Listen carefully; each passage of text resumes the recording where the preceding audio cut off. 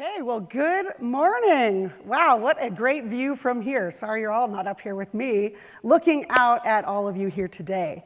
My name is Megan Gately, the Director of Learning and Engagement here at the Ronald Reagan Presidential Foundation and Institute. A few housekeeping items before we get started with our pledge and on with our day. First, the restrooms. Restrooms are going to be out this door, take a left, and then they'll be on your right-hand side. In the program booklets, you will see on page 10 that there is a networking opportunity, which we don't have a particular session for, so we invite you to network, not only throughout the day, but definitely during lunch and during breaks during the program. There's a little challenge there, and today is going to be prize-filled, so make sure you get that completed. And the last thing is to please silence your phones and be present here today with all of us in this room. If you need to take a phone call, please step out and do what you need to do. Okay, in honor of the men and women around the world who defend our freedom, we start all of our programs with the Pledge of Allegiance. Please help me welcome to lead us in the pledge, the amazing Jordana Highbush.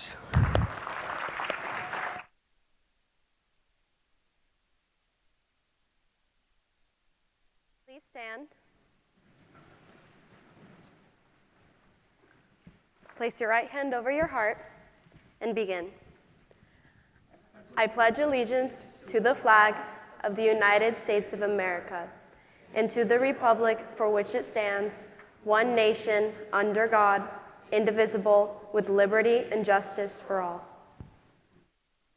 Thank you, Jordana. How about a big round of applause for Jordana Highbush? And those of you coming back this summer to join us for our student leadership program may see her again. This is my favorite event and gathering of current and future alumni for the Reagan Network, and is a great day to rise above the noise that tends to drown out interesting and thoughtful conversations. Before we get going, I do like to know who is in the room, so we're going to do a quick what Reagan program have you either done, you are interested in, so you can see our pockets of our student network. So if you have completed our student leadership program, our summer program that helps students begin their journeys wherever they are, raise your hand if you've done student leadership. Let's see it, alum. Okay, sprinkled throughout. Thank you, Gavin. All right, what about our civic leadership fellows? Any of those in the house? This is a program out of our Washington, D.C. office for those of you who are thinking about participating with us in college. What about the Royal High School CSI program? Any CSI? All right, Dennert, all right. All right, what about the Reagan Leadership Medal for young leaders who are going to make a difference? All right, Carrington just got his yesterday. All right, what about any great communicators out there? The Great Communicator Debate Series. Anybody do our high school debate program? All right, something to think about. What about interns? Do we have any former interns? Let's see it, interns. Okay, you're going to hear a lot from Nikki and Gavin today, but they can tell you about it and what an amazing summer internship program we run here, paid after one semester of college. All right, what about the Student Advisory Council, brand new this year for all students who want to participate and help us drive our programs forward with student voice. Student Advisory Council members, woo, okay. All right, last but not least, and hopefully many of you have done this, is our simulations over in our Air Force One Pavilion. Who's done the Grenada simulation? Maybe fifth graders out there, or KAL yesterday. Raise your hand high if you've done our simulations. All right, okay, a lot of you in here. Well, then you know our education team, and you've had the pleasure of working with them already. Well, thank you, student alumni, again, current student alum, and those of you who are just starting to join the Reagan family today, and this is your first step, you can see we have a lot of opportunities for you. Thank you for taking this step to find your own voice and leadership path. This is at the core of what we do, helping young people like you find ways to lead from wherever you are. President Reagan said, looking out at a sea of young people, much like today, about the importance of each and every one of you. We need you. We need your youth. We need your strength. We need your idealism to help us make right that which is wrong. Each generation sees farther than the generation that preceded it because it stands on the shoulders of that generation. You're going to have opportunities beyond anything we've ever known. I hope you take those words to heart because you are the future. You are leaders today, and you will continue to lead tomorrow. So make today about meeting someone new,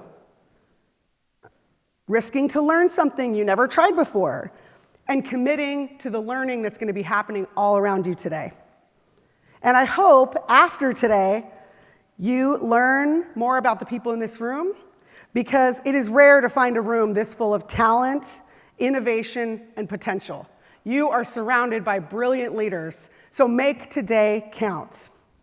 And when you go out there to lead, remember those of us who may be aging out and give us a job someday. I expect one of you to hire me someday. Thank you. I'm filled with gratitude today that you're here, and I want to give a special thanks to Kim Lapina, Olivia Shear, Annabelle Sparbati, Linda Lupica, the education team members, and the many other departments, past and present, who have been a part of bringing this program and this alumni network to you today. We themed this summit, "Be a Voice, Not an Echo," in the words of Albert Einstein, who definitely overcame adversity by not echoing others and confidence in his own voice. Lastly, I want to thank you all for sharing today with us. The rain is coming, but we're going to enjoy one more day of clear skies together, and I hope we can continue to serve you and help you see the power within each of you. Enjoy today. Thank you very much.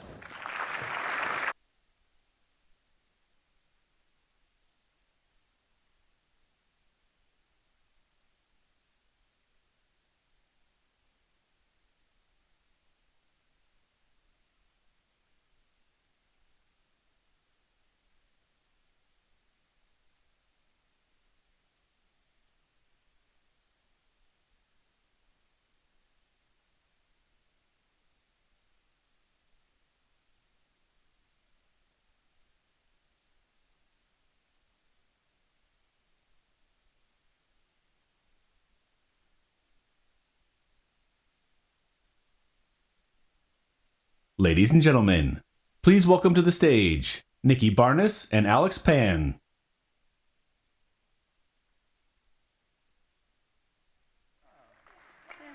Denison, Go Denison. Big Red. Go Big Red. Yeah. Cool. No, we gotta have some spirit. I know, right? And our mics are on. Yeah. Testing, yeah. Big Red is hot to go. Well, hello, everyone. Hey. Do I need my clicker or anything to go through? All right, well, hi, everyone. I'll get started here. Again, we are both representing Denison University, so yay Midwest, yay Ohio. Woo! Let's go! Yeah! Let's go, Denison. Well. All right, so again, hello everyone. My name is Nikki Barnes, and I am from Beverly Hills. Sorry, I'd be remiss if I didn't do this. I'm from Beverly Hills, Michigan, which is a suburb of Detroit. And no, I don't want to talk about the Lions game. Okay, so we'll just get that out of the way right now. I'm also, anyways, I am also, oh, thank you for my clicker. This is so exciting. As I mentioned, I'm also a senior at Denison University, where hopefully this spring I will be completing my major in communication and a minor in politics and public affairs. And like we mentioned, I was fortunate enough to be part of the Reagan intern team last summer with the education department, where I helped facilitate the student leadership program to the most smartest, creative high school and middle school students I have ever met. So that all being said, thank you all so much again for the opportunity to be here and speak with you guys. But you know what? Before I go more into me, I want to talk a little bit about President Ronald Reagan. I mean, after all, he's the reason why we're all kind of get to gather here under his mantle of leadership and chat a little bit and enjoy this wonderful pumpkin bread that I had this morning. So that being said, bear with me. I am a second semester senior, so I've had time to do a little bit of internet sleuthing. So I have some fun facts for you to start the morning off. So We're all pretty familiar with Ronald Reagan's repertoire of accomplishments. I mean, he was a strategic diplomat, he was an accomplished politician, he was obviously a great communicator who spoke with efficiency, compassion, and humor. But I feel like we always gloss over part of his resume that I find the most compelling. Fun fact, President Reagan was a very accomplished athlete, or more specifically, a swimmer. So let me read you from my fact sheet real quick. In 1926, he worked as a Lowell Park lifeguard, earning $18 a week with complimentary root beer and hamburgers. That's kind of weird. I would have picked like chicken tenders and ketchup. I'm a Heinz girl, but I don't know. Maybe they didn't have Heinz in Illinois at the time. And in 1932, he was captain of the Eureka College swim team, where it was said he had the fastest front crawl. I don't know if there's any swimmers in the house. That was early swim speak for freestyle. So another fun fact, President Reagan was the only president to have ever been a swim coach. Weirdly enough, he didn't really campaign on that message. Maybe that would have helped him win like Minnesota and Washington, D.C. I don't know. But I feel the most affinity with President Reagan when looking at this part of his life. I mean, not like the fastest swimmer part. I am not winning every race when I step up to the blocks. You can ask my coach, that is for sure. But I also grew up lifeguarding at my local swim club back in Michigan, and I'm also captain of my swim team at Denison University. So again, located smack dab in the middle of Ohio, yay Midwest. So both President Reagan and I seem to have derived some sort of life lesson and discipline from lifeguarding and swimming in our respective colleges in Midwestern towns. So the point of all this and all this storytelling is that as I offer you guys some insight into leadership over the next couple of minutes, I hope you see why and how my perspective matters. So, you know, before we go any further, we need some visualization here. I don't know if you can tell who's who, but this is Reagan here at his Eureka Swim College. This is me. We have a similar stroke technique, it seems, with the bottom picture. His colors, you can't tell because it's black and white. They're also red. I feel like I wear red a little bit better. Red's supposed to make my brown eyes pop, but we both wear it well, and as you can see, we have very, similar techniques there. So let's talk about how swimming, or really any other sport, any other activity, can help you lead the change, whatever that means for you. For me, I gained primary tools, as I call them, that I kind of foreground whenever I practice leadership. And three of them, they really stand to mind, are discipline, goal setting, and passion. I know, it's not really like this huge, mind-blowing stuff, but let's be honest, leadership really isn't like this mind-blowing notion. I mean, I guarantee all of you are already practice leadership in a lot of things that you do, whether that's sports, school, work experiences.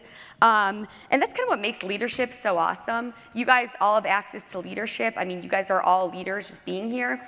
And I think these tools are just a way of further tapping into it, what you guys intuitively kind of know. So let's get into that first one, discipline. This is kind of the face I feel like I make when I hear discipline. It sounds like something I don't know, Officer Krupke, a discipline, not the most fun, dazzling term. But let's talk about a little bit what that looks like. For me, discipline looked like my tight student-athlete schedule. So throughout the past 4 years of college, my day-to-day experience was pretty much uniformed. On Mondays and Thursdays, I was up at 5:30 for my morning lift, and then on Tuesdays and Fridays, I was up at 4:45 for my morning lift and swim.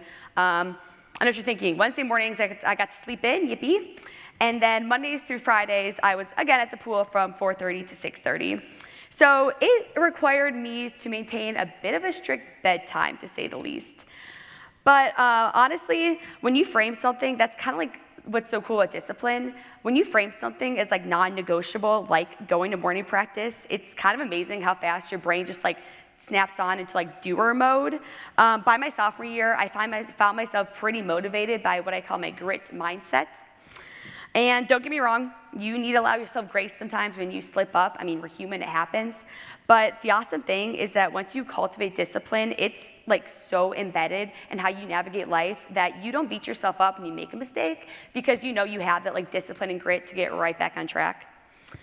And especially too, it provides you that inner focus to keep others on track as well. So as you take on more leadership roles, leading with a firm grasp on discipline will help you get yourself and others where you need to go, and it will certainly help you remain resilient in the face of challenges, or for me, morning practices, or bus rides to meets in the morning. It provides you with that little bit of stability there. I mean, President Reagan, I'm sure he had morning practices at Eureka College. I don't know, perhaps he let his alarm clock go on snooze when he was in the White House, but honestly, given his grit mindset, I kind of doubt it. So embrace discipline in your work ethic, and you'll kind of find that people are just kind of drawn to your high standards and focus. Okay, so we got the discipline thing down, but I think our next one, goal setting, can kind of help like further articulate it and kind of describe how these tools work together. So I think of goal setting as that like operationalizing moment where your big dreams are kind of reframed into easy to follow steps that make it doable for your team, because like dreams should be scary. I mean, I don't know about you, I take melatonin, my dreams get a little out of hand sometimes. But the process that gets there doesn't need to be scary. So what does it look like to break something down to doable steps? For me, I think of my Denison swim captains that I had for an amazing example of last year. So they knew we wanted to win a conference and national championship. That's great, that sounds awesome. That's a huge goal, so like how do we get there? And that's kind of where their effective leadership kicked in. So we met as a team and we were all given a sheet of paper. And basically we were asked to write down an individual goal that we had for the upcoming season. I'm a 200 butterflyer, that's my event, so I wrote down my time. And then basically we were asked to write down things within our control that might help us get there, like could I take 2 more dolphin kicks off the wall? Could I streamline harder? What was my nutrition like? Was I sleeping? Was I drinking too much caffeine? Yes, that's still an issue that I'm grappling with. But as someone also who loves, I always have 3 pencil cases on me. I have my midline highlighters, my gel pens, my Tri-Plus fine liner pens. So I like this part. I was having fun writing stuff down. And then basically, what we did as a team, we kind of all met together, and we hung them up in this beautiful collage on the wall. So I think it looked really nice, and they're still hanging up there. And then we reconvened as a group, and we kind of repeated the same process for our big overarching goal, which was our championship mindset. It's like, you know, as a team, what could we do to help each other contribute to our overall mission? Like what accountability mechanisms could we further practice, help us make sure we're staying true to these goals? And we ended up hanging, again, our individual goals up in the locker room, so it's something to be said to physically see it every day when you walk in. And I don't know your thoughts on manifestation, but last year I definitely believe in cosmos and energy, because we did end up winning our conference and national championship. So again, I would say that something to be said about, you know, physically writing your goals down and expressing it out into the atmosphere. This year, I started doing a little word of the week thing as I took on the mantle of leadership as a senior captain, and I do a word of the week thing just to speak more positivity into existence. So championship season's coming up, so I'll let you know in about a month or two if that same, good vibes is being nurtured. So this example is all to say, make your goals big, but as an effective leader, you need to take it a step further, maybe 1 step, 2 steps, 3 steps further. Commit pen to paper, write down your big goals. There's, again, once it's inked out, it's there to tangible to look at every day. And again, I don't know if President Reagan maintained a dream journal, but I do know he woke up every day with a goal, and he had commitments to make true to that goal. So as you guys continue practicing leadership, try writing things down. I recommend gel pens, but whatever you have available. Okay, so what is our last one? Passion, my favorite one. Also my favorite flavor of sorbet with the fruit part attached to it. For me, allow me to just talk a little bit about an after practice meeting my coach had with us after a training trip in Naples. Quite honestly, a lot of my past insights have been derived from my swim coach, so thank you, Coach Perini. I'm gonna put that out there right now. Basically, we were in Florida, and we had just finished an afternoon training session back in our 2023 training trip. And he starts telling us we're doing a good job, we've been making it through training week. He's been throwing a lot of tough stuff at us. But then he does that thing, he crossed one of his legs, he did the hand on the chin thing. We're he's brewing up something. There's some he's gonna slam us with some heavy insight. We all kind of lean forward. And then he goes that he noticed a little bit of hesitancy among us, especially when it comes to committing to a particular set that will help us stay true to those goals we'd written out. I don't know, maybe that the set looked too hard, maybe like our friend was doing a different set, maybe, we were like, oh, we'll just do it tomorrow. And then he goes, in other words, there are too many fence sitters. And then he says, and you know who the greatest fence sitter in history was? Humpty Dumpty. And look what happened to him. And you can see all of us were like, Humpty Dumpty sat on a wall. Humpty Dumpty had a great fall. And you know what the kicker of that story was?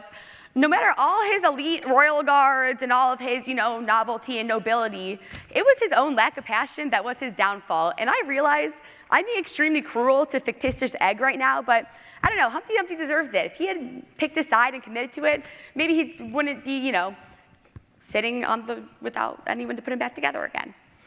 So, again, my coach's point was, and my point in telling you that story is, don't be like Humpty Dumpty. Pick a side, commit to it, buy into that side with so much passion and enthusiasm that it transforms others into advocates for your cause. I think I'm a big, I'm very vocal when I'm on deck, so I try to cheer. Don't be fooled, I am a swimmer, but my secret hobby is gymnastics, so I also try to express that too in my how I practice swimming. And then again, just be a zealot as you take on more leadership roles. Stay the course with enthusiasm and embrace every success, failure, and challenge that you meet. And besides, it's more fun like that. And I don't know if you guys knew, but I'm not a neuroscience person at all. But actually, when you communicate from the inside out and you kind of lead and foreground your why, people are just so drawn intuitively to that energy. Apparently, and again, those neuroscience people out there can fact check me on this one. The part of your brain that controls decision making and the part of your brain that controls language, they're not actually attached. Like they're kind of two different parts that are working out there. So when you lead with your why or lead from the inside out, that kind of is like foregrounded in your limbic brain, which is how you get others to kind of like rally around your cause. So I'm sure there's some more science out there if anyone wants to follow me up on that. But I want to end, I know it's cliche, but I do want to end on a Reagan quote. I'd be remiss if I didn't. He was a great communicator for a reason. So let me get this part right. The greatest leader is not necessarily the one who does the greatest thing. He is the one that gets people to do the greatest things. So I hope that you incorporate discipline, goal setting, and passion for inspiring all the people you meet into doing those great things.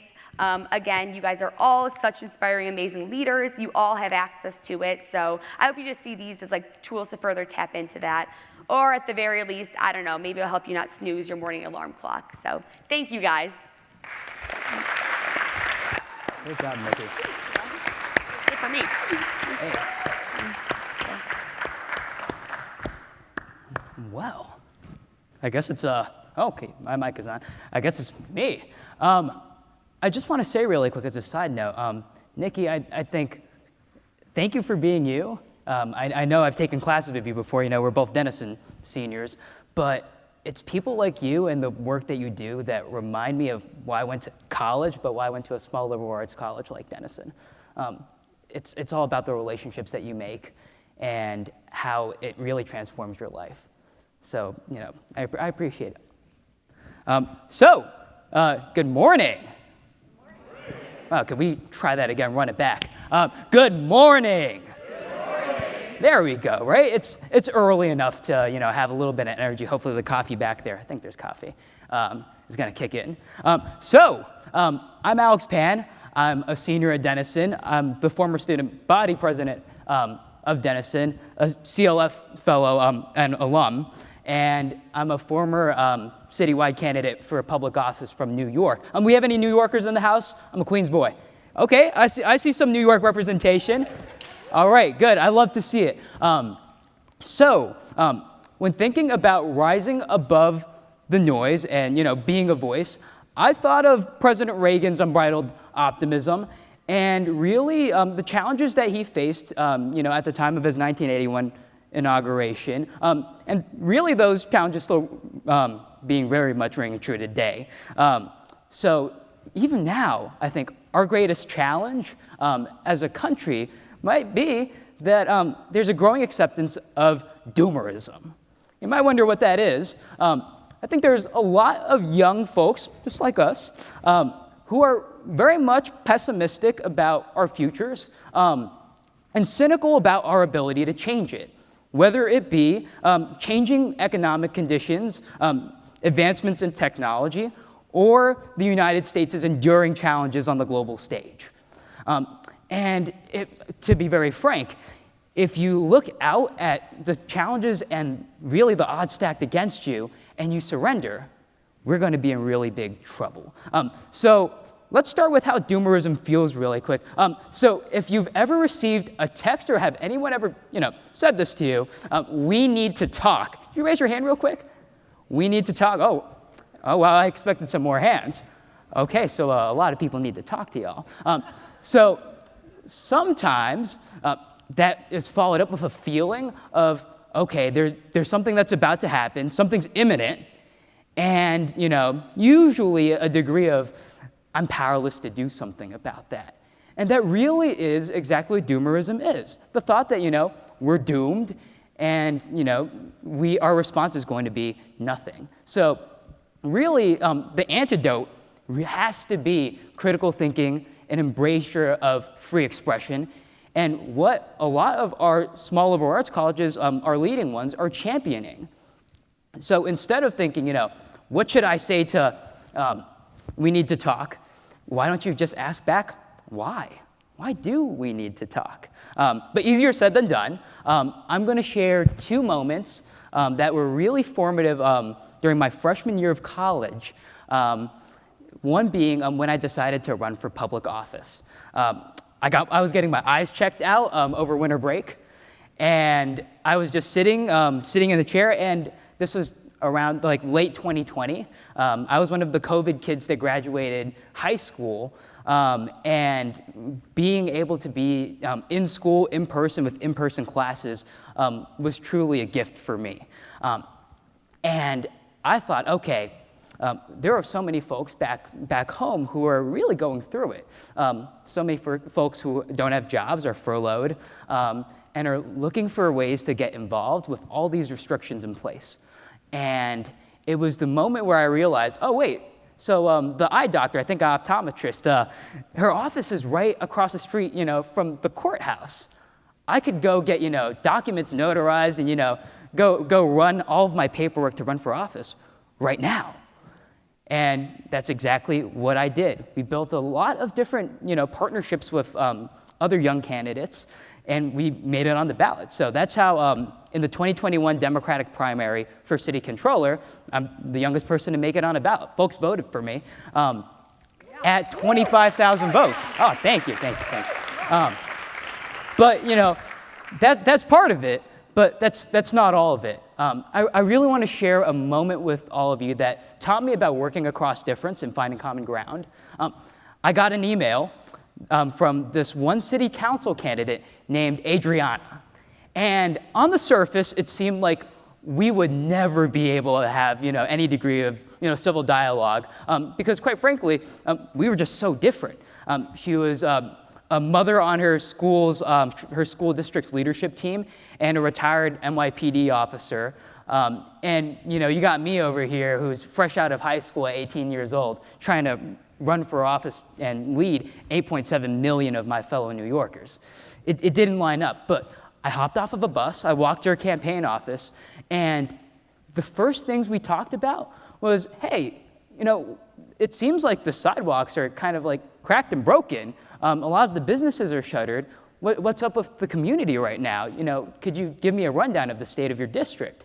And we talked for probably 2 hours about issues that were not popular in the press. We talked about a young boy who recently died because he was riding his bike through the neighborhood and he got hit by a truck. And really, all of the stacked odds that her community was facing as one that was aging at a faster rate than most of the other New York City districts, and very much underinvested. We talked about infrastructure. We talked about how local civics associations could be great partners in getting the job done and investing in people. and also how to bring families along with the journey of investing in children in schools. Again, all of the things that are not exactly flashy all the time, sometimes they are, but are really important to the lifeblood of what it means to be an American and an engaged citizen. Everybody was, saying, hey, you can't do this. This was impossible, We ditched polarizing rhetoric for common sense dialogue. It is that simple to engage with somebody that is different from you. So with that same energy, that same strategy, my campaign went around the city. We earned about 25,000 votes citywide, and we won a plurality of votes in New York State Assembly District 40, spending $400. Who said you need money in politics, right? So thinking about, our opportunities as a generation to step up to the plate and lead, it starts with all of you. And my message is very simple. It has to be, we have to hold hope for the future, but at the same time, we need to challenge doomerism wherever it stands, right? You can let it gain a little bit of weight, you can feel something, but at least I can speak for myself and say, I will never let doomerism gain a foothold in my own heart. And we need leadership, sure, but we need to make sure that we're not just waiting for it to come, that you're stepping up to make it come a little bit earlier. It's kind of like making the trains run on time, right? There are little things that you can do, sometimes big things that you can do, whether you think you can or not. And it's all about taking that leap of faith, because the day doomerism wins is the day that we fail to rise up against it. Thank you.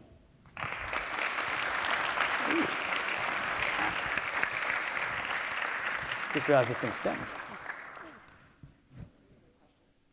Sure. Feel free to just raise your hand and we'll have one of our team members come for questions for Alex and Nick.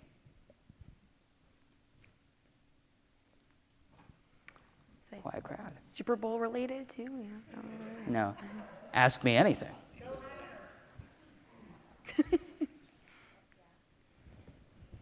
Okay, I have a quick question. I was just wondering, I know there's a lot of colleges out there, so why you two chose Denison University? I can start off with that one. Yeah. Great question. I think for me, it's funny, a lot of, you'll hear people be like, oh, it's just the feel you get on stepping on campus and everything. And yes, and it's more, and Denison kind of gave me that more.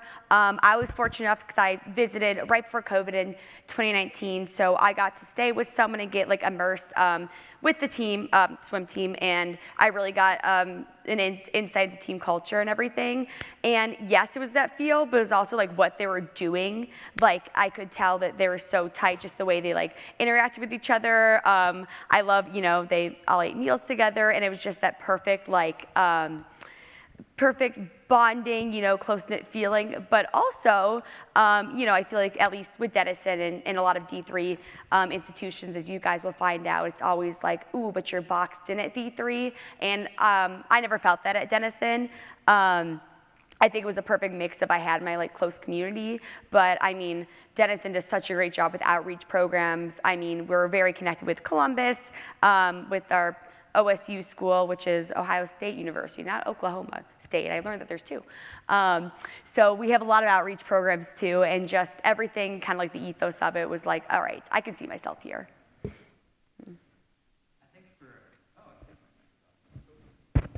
It's back? Okay. Thank you.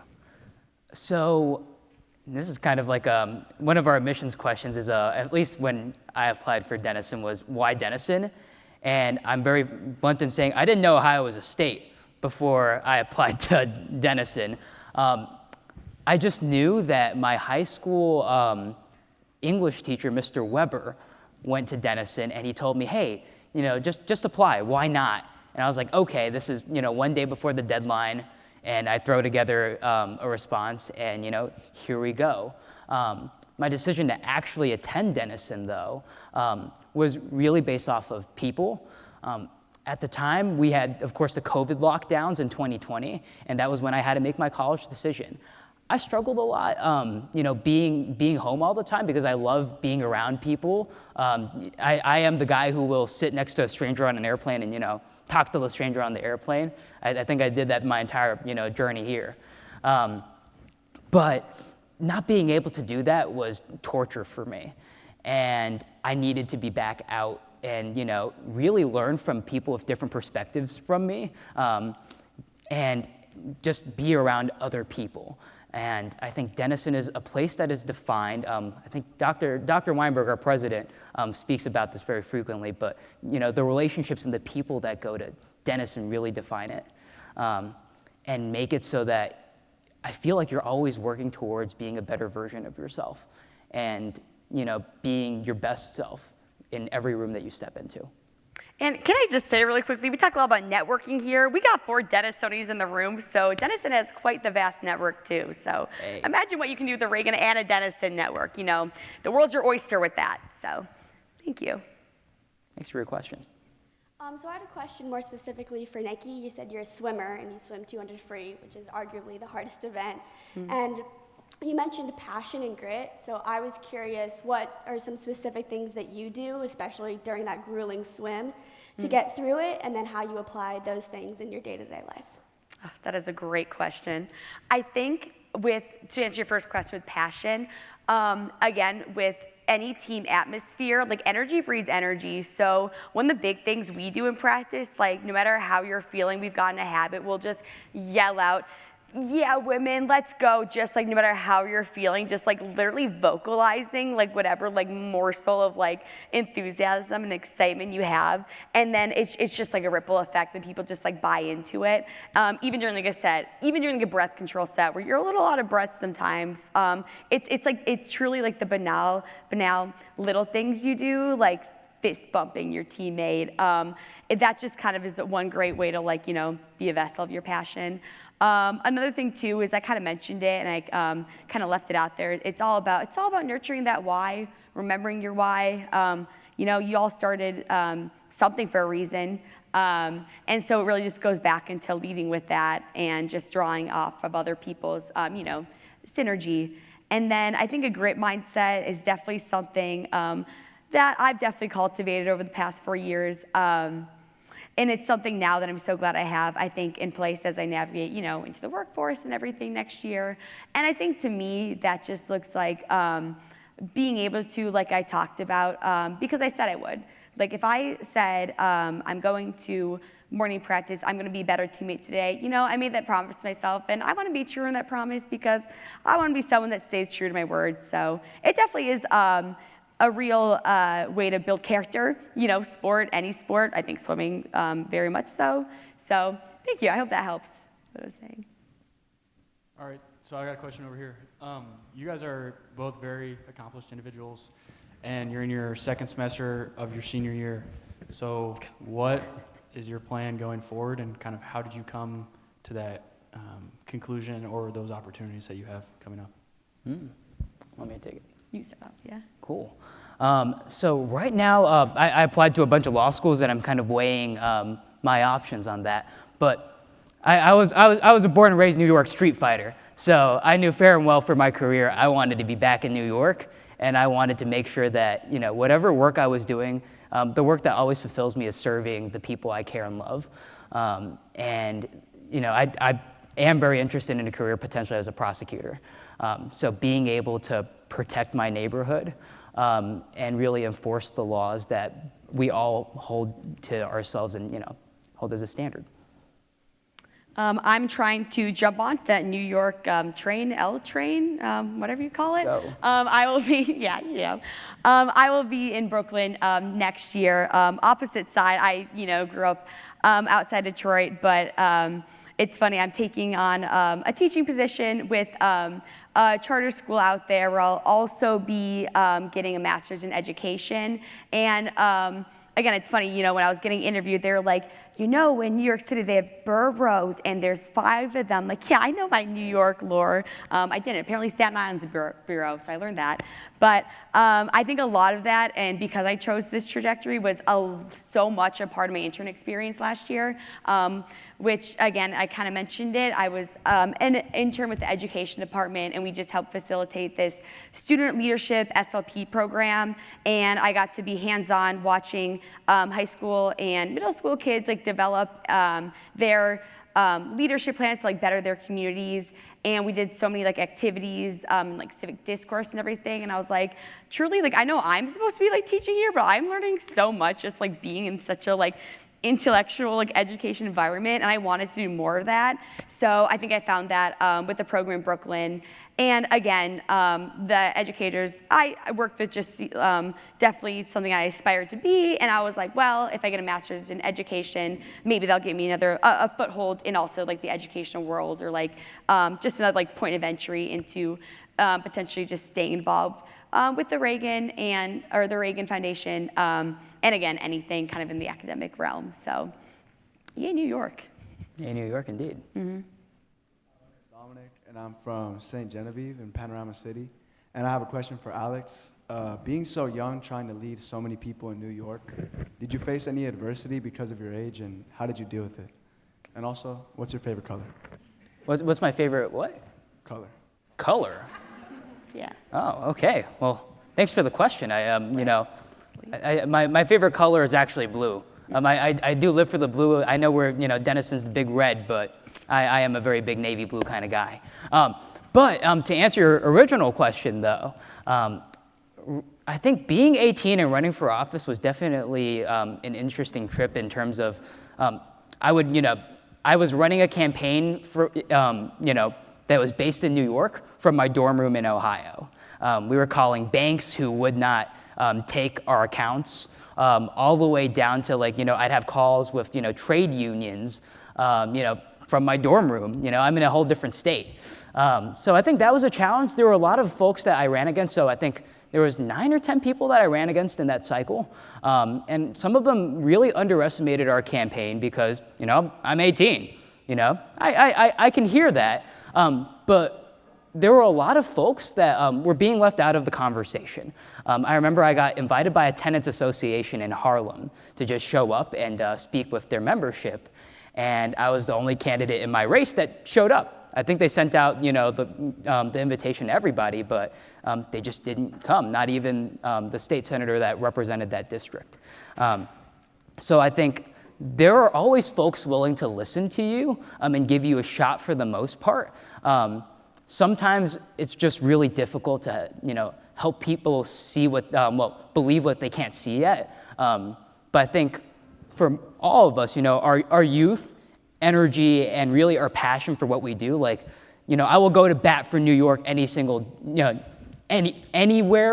any time of the week. You could call me up at 1 a.m. and I will figure out my way back. For contrast, when I was 18, I just figured I had to wash my sheets. So what Alex was doing was really extraordinary. Just want to frame that in perspective. Thanks, Nikki. Mm-hmm. This is more for Alex, but do you have any plans to consider your role in public policy in the future? Do you plan on running again at all? Oh, thank you for the question. I'd want to run again. I think I really enjoy campaigning. I enjoy meeting people, and I think I'm very much a one-on-one, get-to-know folks kind of person. Being able to, as a little kid, my favorite thing to do was my dad would take me to the Lower East Side of Manhattan to go run errands, sometimes in Little Italy, sometimes in Chinatown. And I would fall half asleep on the train, and I would see all the people on the train who were falling asleep too. And, I was never scared of getting robbed for some reason. Maybe that's not as true nowadays. But knowing that there are so many ordinary people just like me who are sitting there trying to get home after a long day of whatever they were doing, I think that's something worth protecting and fighting for. And, that's what gets me to wake up every single day. That's what, motivates me to serve Denison. It's what motivates me to, do any degree of public service and think about public policy. I'm not, I think I was reading President Obama's memoir, I think a month or two ago, and he wrote something about folks thinking more prevalently now than before, that if we don't share a common thread or identity, that we're indifferent to the way our decisions impact those people or those groups.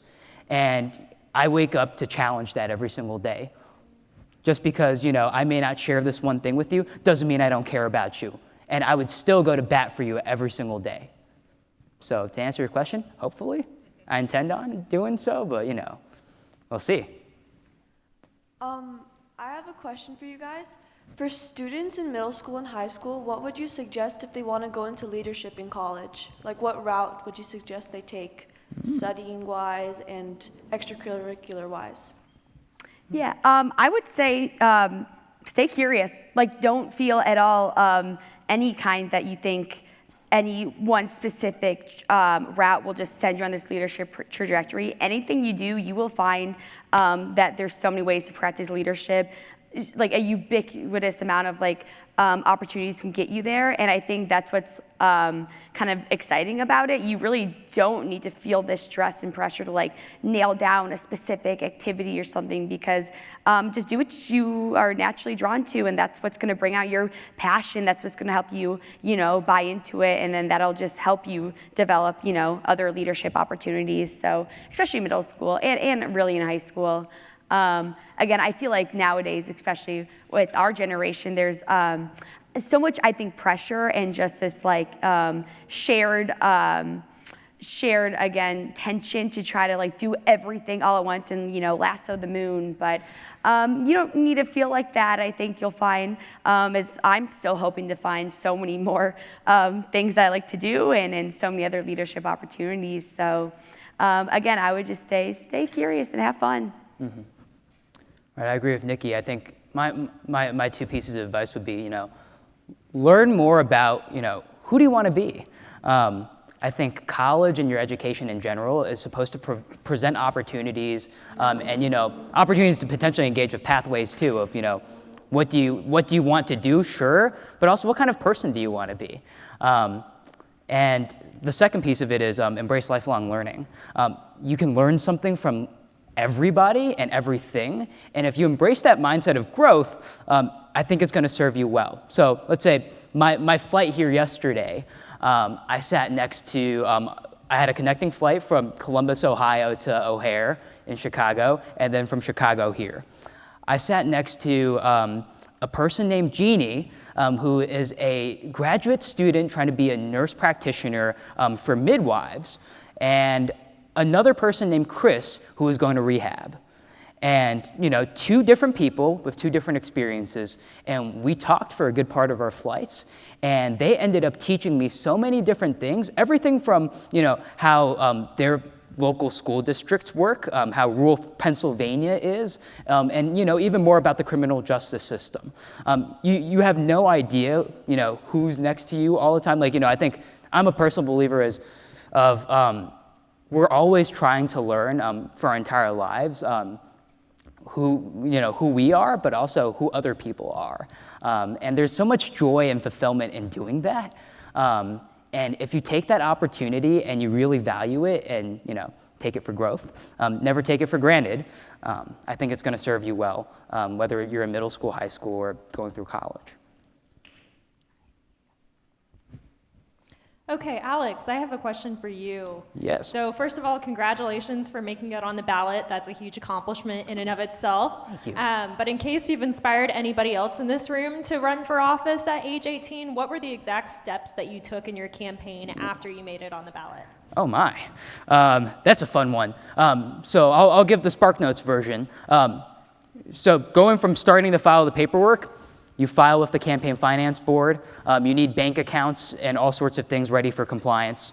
And of course, the bank to take it. After that, you're trying to get ballot petitions. So depending on what office you want to run for, there are different limits. And even if there is a limit in the first place, I think when I ran, it was 4,000 signatures. If you're running in a primary election, you need to get, for me, 4,000 New Yorkers who are also Democrats to sign on, put the date, their name, their address, it's a whole thing. And then it goes to court where other people can challenge your signatures and say, these are not legit, and strike them. And if you don't have the signature number, you don't make it on the ballot. Afterwards, it's kind of like the Wild Wild West. You send out if you want any amendments to your name on the ballot, if you want any translations. And from there, you just start going around and meeting folks. It's really that simple. But I know for me, I just kept getting emails and talking to folks. Something my campaign did was we would, sometimes if we had a long commute to go to an event or a location, we would stop by this Lower East Side spot that it was a bakery. The back of it was turned into like a makeshift food delivery hub where we would go deliver food to the neighborhood homeless folks. I think we delivered up to 200 meals a night, and it was all leftovers from neighborhood restaurants. And I told Jose, my campaign manager, I said, Jose, look, we have 2 hours. This is on our way home. Let's go do this, and we can, so long as we're in the area, let's go help. And it was something that simple that, we won. I think that those 2 election districts, we had a majority of votes in those places. Folks saw the work that we were doing, but it wasn't because we wanted votes. Like, that really isn't what mattered at the time. It was, there's a pandemic raging, and there are folks who are homeless and don't have food. And if there's something we can do with 30 minutes, yeah, we're going to go do it. But yeah, it's pretty much what we did. Hi, I hope you guys are doing well. You talk a lot about your experience, but I really wanted to know how you guys got connected to the Ronald Reagan Library and why you guys chose that specific program you guys were in. Yeah, I can start by answering that one. I think honestly, the biggest thing for me was just looking on Handshake. I had no at all connections really beforehand. It was really just putting myself out there. Obviously, I read what it was about. I was fortunate with Denison, we have our Knowlton Center, which is our career explorations. We have programs like Handshake, LinkedIn. So I really just, for lack of better words, stumbled across it, and I'm so grateful I did. Full disclosure, I didn't know it was here in Simi Valley, California. I thought it was in DC. Hadn't really been farther west in Indiana. But again, I was so fortunate that I was able to come out here last summer. I think the biggest lasting impact it's had for me, it's truly, Alex kind of just touched on it, it's the people that really make the experience just enhance it so much and make it so worthwhile. So I think that was just something that was also part of the program I did. Obviously, we got to meet so many cool middle school and high school kids, but the group of interns I worked with was awesome. Went to Disneyland for the first time. That's the plus right there. Rode the Matterhorn. So it really was just getting people here that encourages me just to live into my best, truest self. And it sounds this huge abstract, concept, but it's true. I totally found that here last summer. So. Thank you for your question. This is going to be an interesting one. I was in between classes, and I was going to go to the Denison Student Union, Slater, to go take a nap on a couch. And I had 10 minutes. I was going to go sleep on a couch. And I run into Kim tabling on the left side of a staircase. And, I talked to her for a little bit, give her my email. We vibed. And then I get an email during the summer that the Civic Leaders Fellowship has opened up the inaugural cohort. And I was like, okay, I'm going to submit an application and throw my hat into the ring. And, here I am. I think being able to be surrounded by, folks from across the aisle, around the country, really sharp folks who are all committed to the thought of civics. And I think I could say this for my CLF cohort and the CLF cohort that's here right now. They challenge doomerism and the fact that, we're doomed on a daily basis. Everybody wants, we all share common interests. We all want folks to live good lives and, have a bright future. And being able to engage like that and have so many resources accessible to you is truly a gift. Thank you for your question. Well, with that, let's give it up for Alex and Nikki. Thank you so much. Hello, everyone. My name is Deepa Venkat. I am currently a freshman at UC Berkeley, and I'm studying engineering and business. And I have been involved with the Reagan for approximately 5 years now. I have been a student in the student leadership program. I've come back as an ambassador for too many times for anyone to keep track of. And currently I'm working on the Student Advisory Council as one of the board members. So they can't get rid of me. I come back for something every year. And now here I am speaking at RLS. So I'm very excited to discuss the topic of diverse paths to impactful leadership today. So just to put this out there, also I ask a lot of questions, but I don't expect you guys to answer any of them. They're very rhetoric. Just keep them in mind throughout the rest of this talk. So I just want to put it out there. What is a leader? You know, if you Google a definition of a leader, if I asked you on the spot to define what a leader is, just think about what you would tell me. It's a very subjective, ambiguous term almost that doesn't have one set definition. You know, if someone wants to become a software engineer, if someone wants to become an accountant, there are certain steps that they need to follow in order to attain this goal.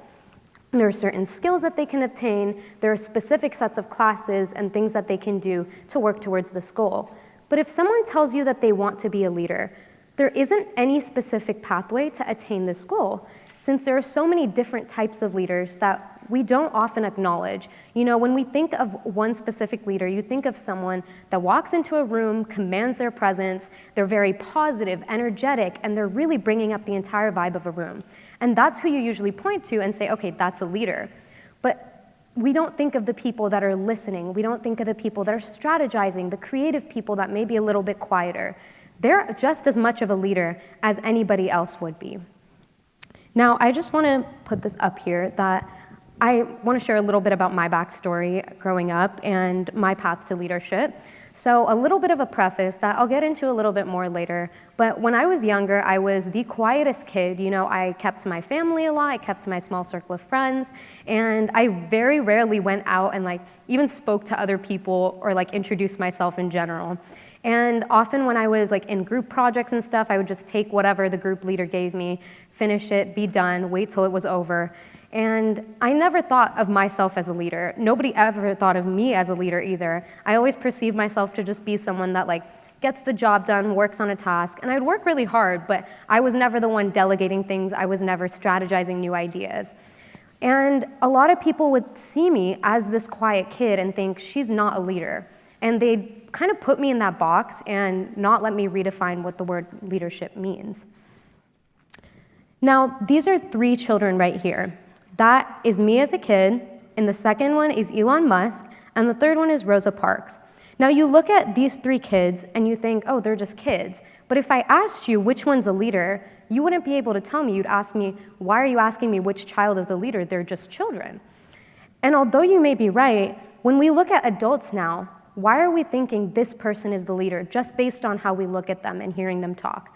If we don't define children this way and think either one of these 3 kids has the potential to become the leader that they dream of being, why don't we enable teenagers, young adults, and full adults to do the same? Now, looking at another scenario, here's a conference room, right? And you see 5 women sitting at a table, or maybe, actually I can't see, I don't know, I'm guessing it's 5, but you see someone standing up. They're very open, they're confident, and it's clear that they're commanding the room. So you think, oh, she's probably leading the meeting. And that is how I used to think of it as well. But with my own experiences in leadership and looking at many different leaders and their diverse paths, now I could think, okay, the woman in the back is sitting there and she's taking notes on her computer, correct? So she might be a leader that's hearing each of the other 4 women pitch their ideas and taking the best of all of them and coming up with a collaborative solution. Now that's a leader who has clear collaborative skills, good listening skills, which is essential in leadership, and the confidence to sit there and listen to everybody else and truly take in and understand their ideas.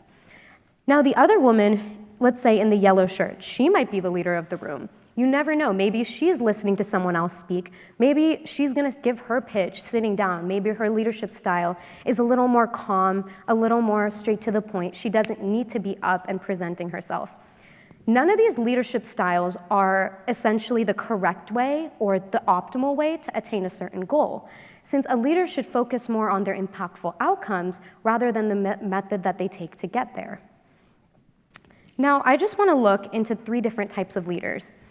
So we have many people that approach leadership in a different way, and through my experiences, especially working with the Student Leadership Program, I've noticed this. So this past summer, I was in charge of training approximately 15 to 20 ambassadors, and each and every one of them had such a unique leadership style.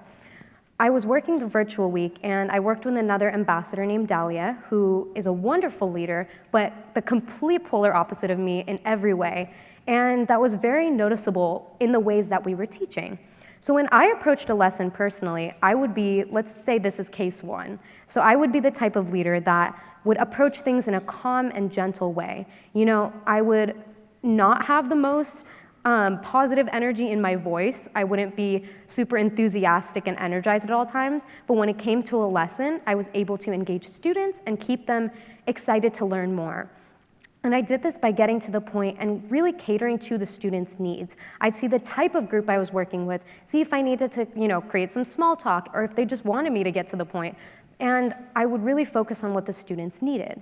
Now, when Dahlia was leading a big group, what she would do is she would have a lot of jokes ready, she'd have tons of energy, and she'd always be ready to go. And that is a fantastic leader, but there is neither one of us that's better or worse than the other. They're just diverse paths to the same outcome, which at the end of the day was helping these students learn.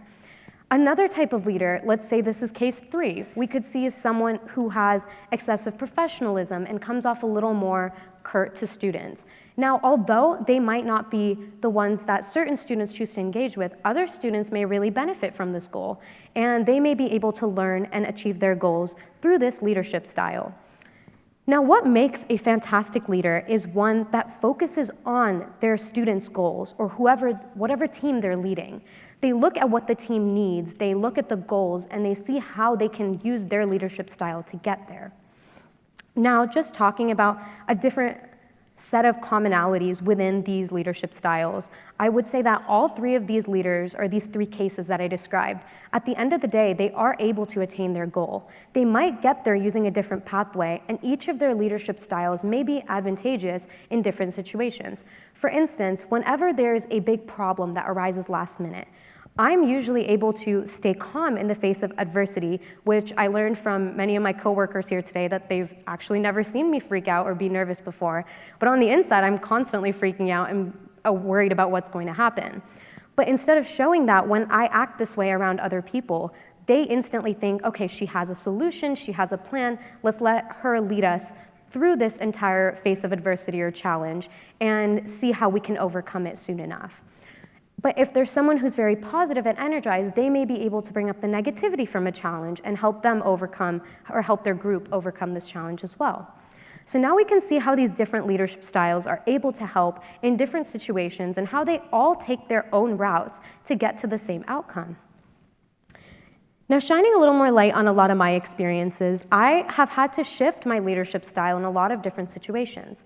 So here at the Reagan, we often do an activity during the Student Leadership Program, which is discovering your leadership direction or leadership compass. And what we talk about is, are you a North-style leader, South, and then East and West? And we've noted that a lot of people fall in the middle of different regions, and we take a couple tests and exercises to figure this out.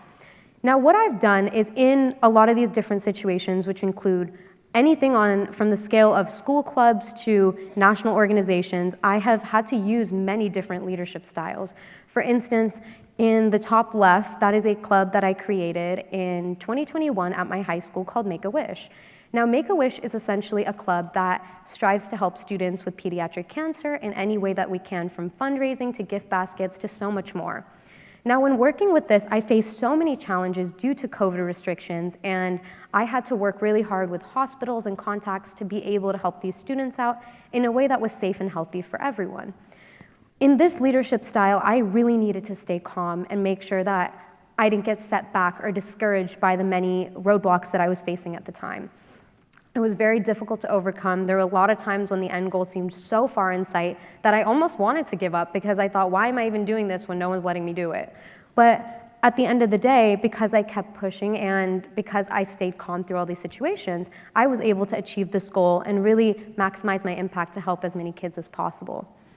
Now, in another situation when I was an ambassador, in the middle and the top there, that's a picture of me with some of the interns and ambassadors that year, I had to really step out of my shell and become a more energetic and positive person to help others out. In the leadership program, I noticed that because I was working with such large groups of students, they often became disengaged in what I was teaching if I kept one tone, stayed super calm, and taught that way. So one of my mentors and advisors actually told me that, you know, even if you're not having a great day, you're gonna show up and you're gonna present the same energy that you would on any other day. And that's exactly what I did.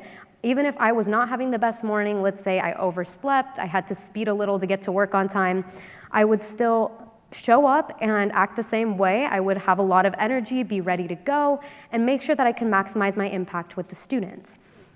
Now, that's a very different leadership style than what I carried with Make-A-Wish, and I've done this in so many different situations.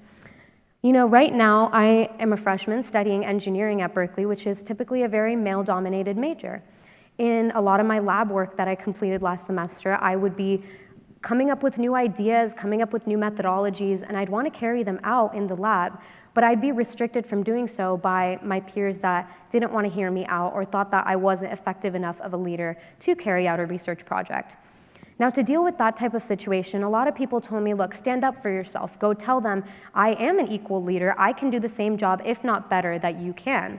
But I knew that this kind of a tactic wouldn't necessarily work with the demographic of students that I was working with. I knew that if I spoke to them this way, I would continue to get the same result, so I had to change my leadership strategy and come up with a new method.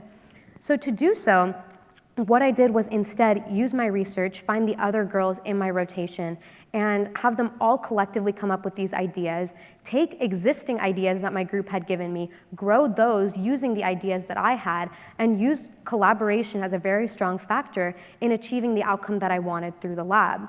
So that's a very different situation than anything with service that I described, but leadership also shows up in many places that we wouldn't expect. When we think about leadership, we think about these massive, large-scale projects that are, done nationally, done publicly. We think of presidents, business leaders, and that's who we think of when someone says a great leader. But we don't think about these people that are helping on a micro scale. Someone that helps one other person is just as good enough as a leader as President Reagan himself. If you are able to impact one person, you have enabled them to impact another person, and that entire chain effect continues. Therefore, you have impacted so many more people that you can even probably imagine. So when you think of leadership, if your goal is to be a leader, I encourage you to really identify how you're able to help other people, how you're able to empower yourself. And this looks different for literally everyone. Nobody has the same leadership path.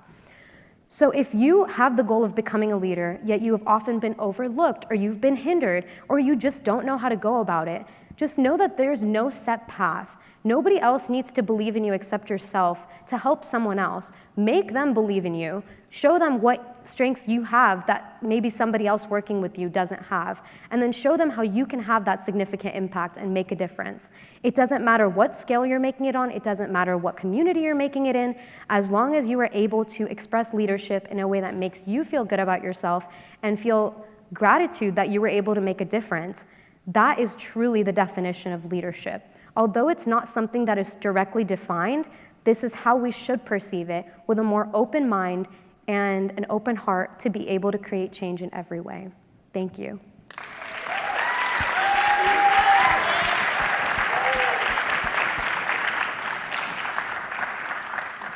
All right, testing. Okay. All right, before I get started, I just want to say thank you so much to the Ronald Reagan Institute for inviting me here today. I'm truly honored to be here and share my leadership story that led me to a really unforgettable summer in Washington, D.C. With that being said, hello, my name is Olivia Momberg, and I'm a third-year political science student at Cal Poly San Luis Obispo.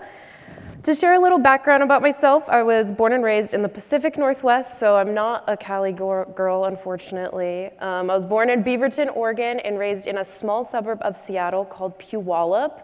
As you can tell by the name, and you probably don't even know how to pronounce it, I spent most of my life in an extremely small town. I was always told that I was very bossy and very opinionated, and that became very clear to me when I was elected ASB president of my elementary school at the ripe age of 12.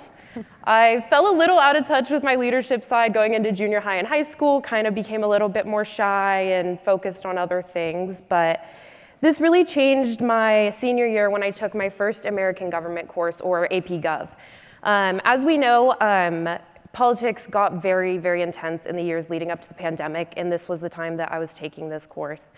It was a really hard time to form a political belief being a young adult at that period of time. Political polarization levels were at an all-time high, and I just remember parents, teachers, the news saying that this is it, we're never going to agree on anything ever again, and I hated that philosophy. As I graduated, I threw myself into the history of our founding fathers, the Great Depression, World War I, World War II, and I thought, this rich history of coming together on our founding values in the times that matter most cannot just go to waste. And this is really when I realized that I wanted to make a career out of politics. I believed then and now American democracy is made to withstand polarization levels and really come together on our founding values in the most important of times.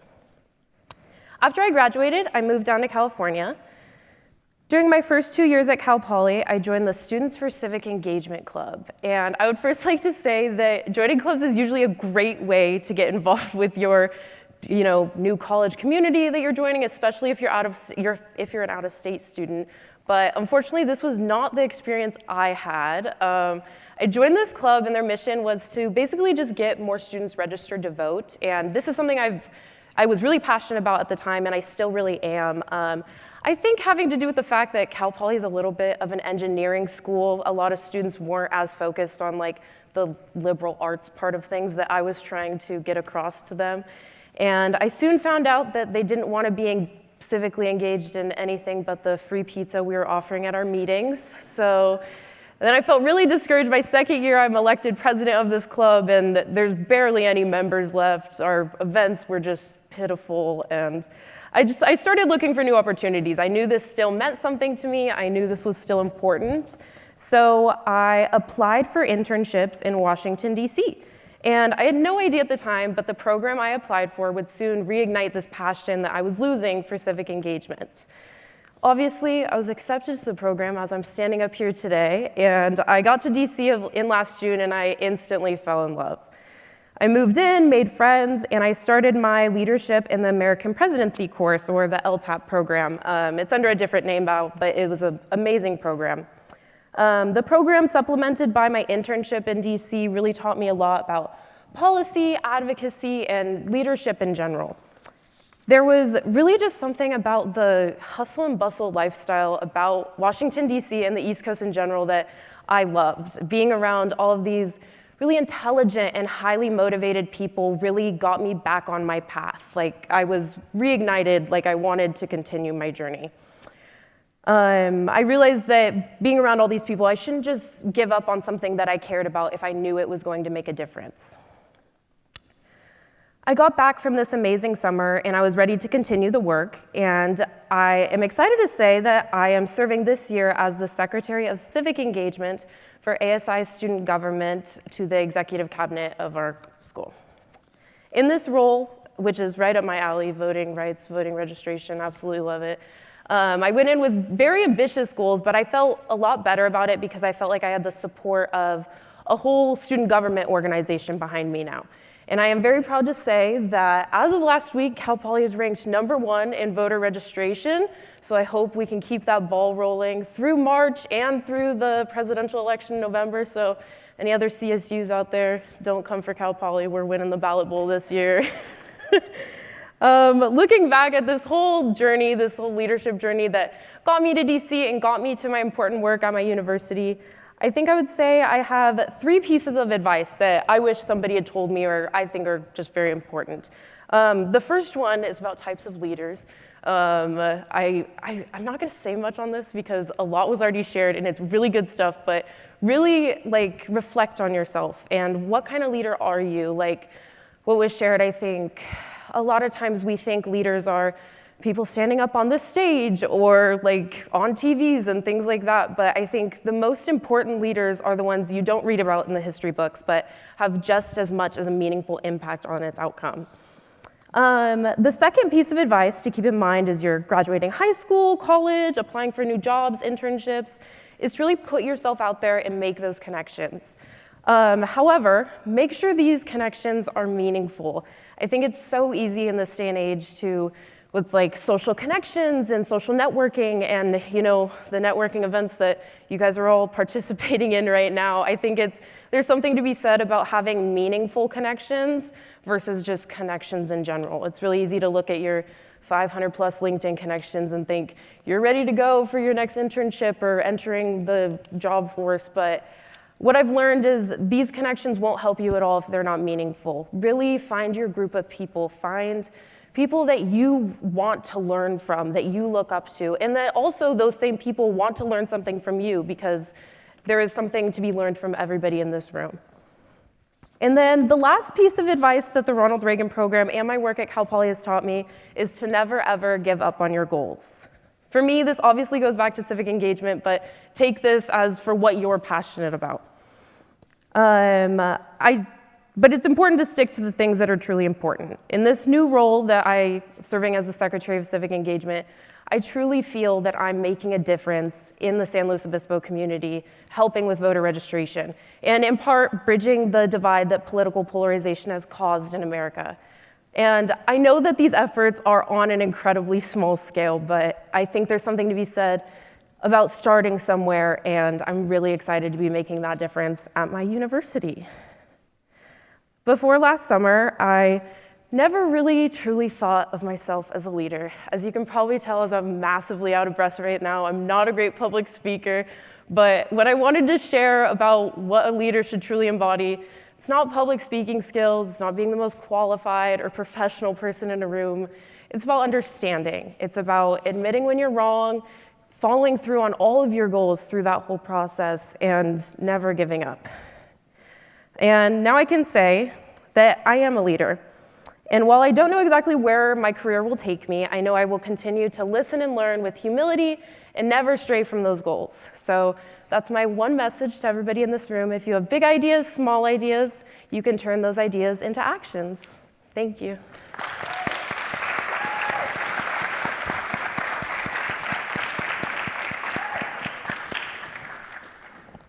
Okay, we're gonna go to Q&A now. Just to start, when you are asking a question, if you could stand up and start with your name and what school you go to as well, that would be helpful.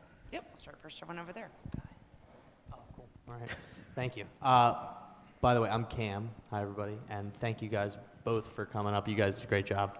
I just wanted to ask a question because when you approach leadership, I know there's a lot of like uncomfortable things you have to do, so what did you both kind of experience throughout your leadership journey about something that you really fear, don't like to do, and how have you kind of overcame that? You both did a great job, so thank you. Honestly, this right here, this is my biggest fear about leadership. There's literally nothing scarier to me. I don't know what it is. I feel a little more comfortable today, which is good, but honestly, like through high school and through my beginning college experience, that was what I was really worried about.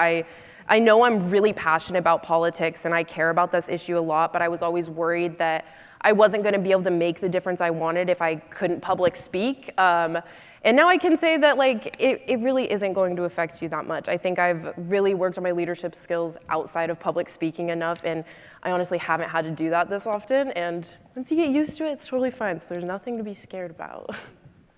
I agree. I think maybe my biggest challenge or fear with leadership is actually not public speaking, but rather those one-on-one conversations. I think I've always feared, talking to someone who's higher up that could really help me and thinking, what if I say the wrong thing? There's nobody else there that can help me out or like fix the problem that I created. And so that was something that I always feared. But what I would do to get over that is think like, if I don't talk to this person and if I don't at least try, either two things are gonna happen. I'm always gonna regret the fact that I didn't try and think, what if I had talked to them? What if they had really liked my idea and it came to fruition?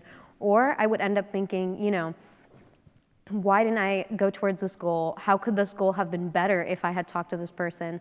And thinking that my end goal, which is usually something I'm very passionate about, could be derailed or hindered by my actions and things that I feared, that really propelled me to overcome that fear.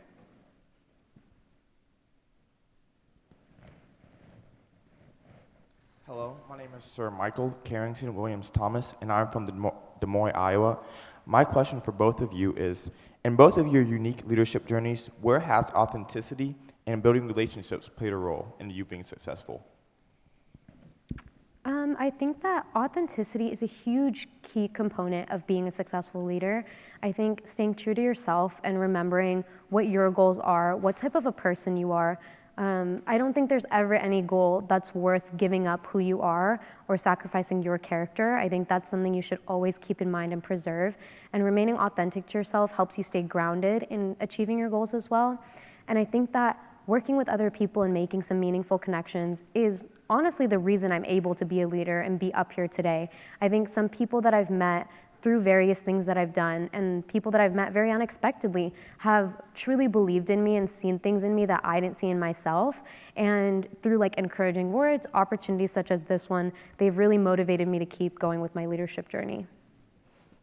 Yeah, I completely agree. And I also want to touch back on the idea of like networking and meaningful networking. Like you really need to be authentic when you're doing stuff like that. I mean, even with the networking event or networking challenge that you guys are all doing right now, like coming up to speakers or alumni members and things like that, really try to interact with them and see if like there is some sort of connection there that you can actually make that's a meaningful one instead of just like, hey, this is my name, let's sign this. Like try to find some common ground. I think those connections will really, really help you in your future and with career opportunities. Hi, my name is Kaylin. I go to St. Genevieve High School out in Panorama City. First of all, I would like to say how much I admire the both of you in your leadership positions.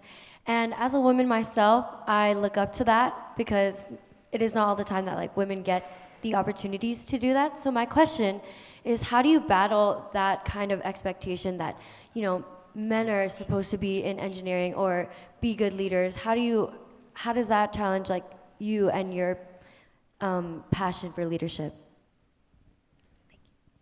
I can start. It's honestly really hard. I think every woman in this room can speak to an experience they've had in politics or leadership or just daily life in general that really, it makes like your life a little harder every day. But I think really just pursuing through it and being in that room, you have a seat at the table and making your voice heard. Don't ever let somebody overtalk you or overtake your presence in a room because you are important and you deserve to be there.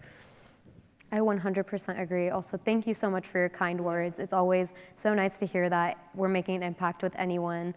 But I would say that battling these gender stereotypes and thinking people put you down is something that definitely every woman has experienced. I've experienced it so much, especially being in engineering. But I would say to focus on the people that do believe in you and see your worth and really forge like meaningful relationships with them because they will uplift you and they'll help you get to where you want to be. And I would say, honestly, you can't like cut people out if they're, you know, putting you down. Sometimes you're in situations where you do have to work with them, but focusing your energy and your attention to the ones in a situation that would help you and truly do see your worth would help you so much more than trying to, you know, change other people's minds based on how they see you. If they see you as someone that's not a leader, then they are not worth your attention and time and trying to prove that you're a leader to them. Go help people that would actually want to benefit from your leadership. I think that's so much more valuable to use your time and energy towards. Hi, my name's Nikita. I'm from Santa Clarita. I was wondering, like, you know, you mentioned like how there's a lot of like adversity, especially towards like women in like the field of engineering, right? Like, how do you effectively, are there any like steps you take to effectively communicate towards people who have like completely different perspectives and ideas than you? Yeah, so I would say, you know, in the beginning, if someone is disagreeing with you or thinks that you're not able to do something, first try to level with them. You know, I wouldn't say completely don't try to show them what you can do because you never know who has an open mind and is willing to change. So definitely show them what you are able to do and try starting off with that. But if they don't see that and they don't value it, the most you can do is really build off of existing ideas. I think that's what worked really well for me, is not completely discounting their ideas and taking my own, rather adding my ideas onto their own so that they see it more as a collaborative effort and they see it helping the overall goal. And usually in situations for me, that has worked. And if you're dealing with some situation that's really difficult to the point where you're just not able to overcome it and you've tried every single tool in the toolbox and it's not working, then I would say the best way to go is, again, to focus on the people that do value what your idea is and work with them. And if you gather enough people that believe in you, then you can usually level above the one person that's not believing in you or the couple people.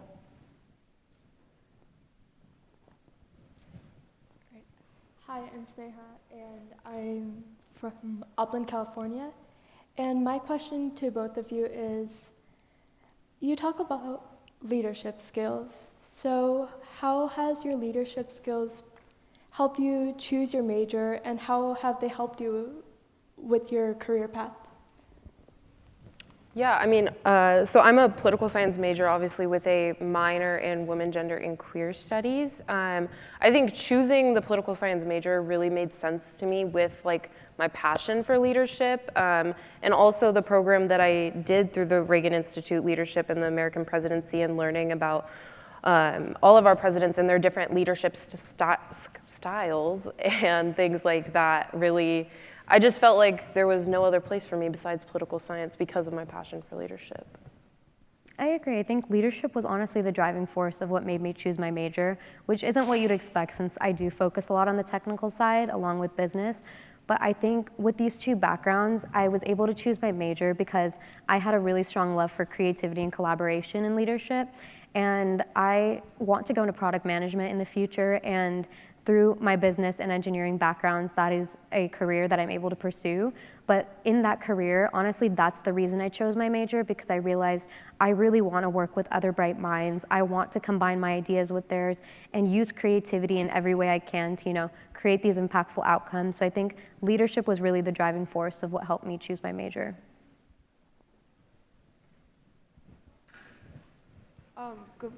Good morning. I'm Cadet Second Lieutenant Brazil.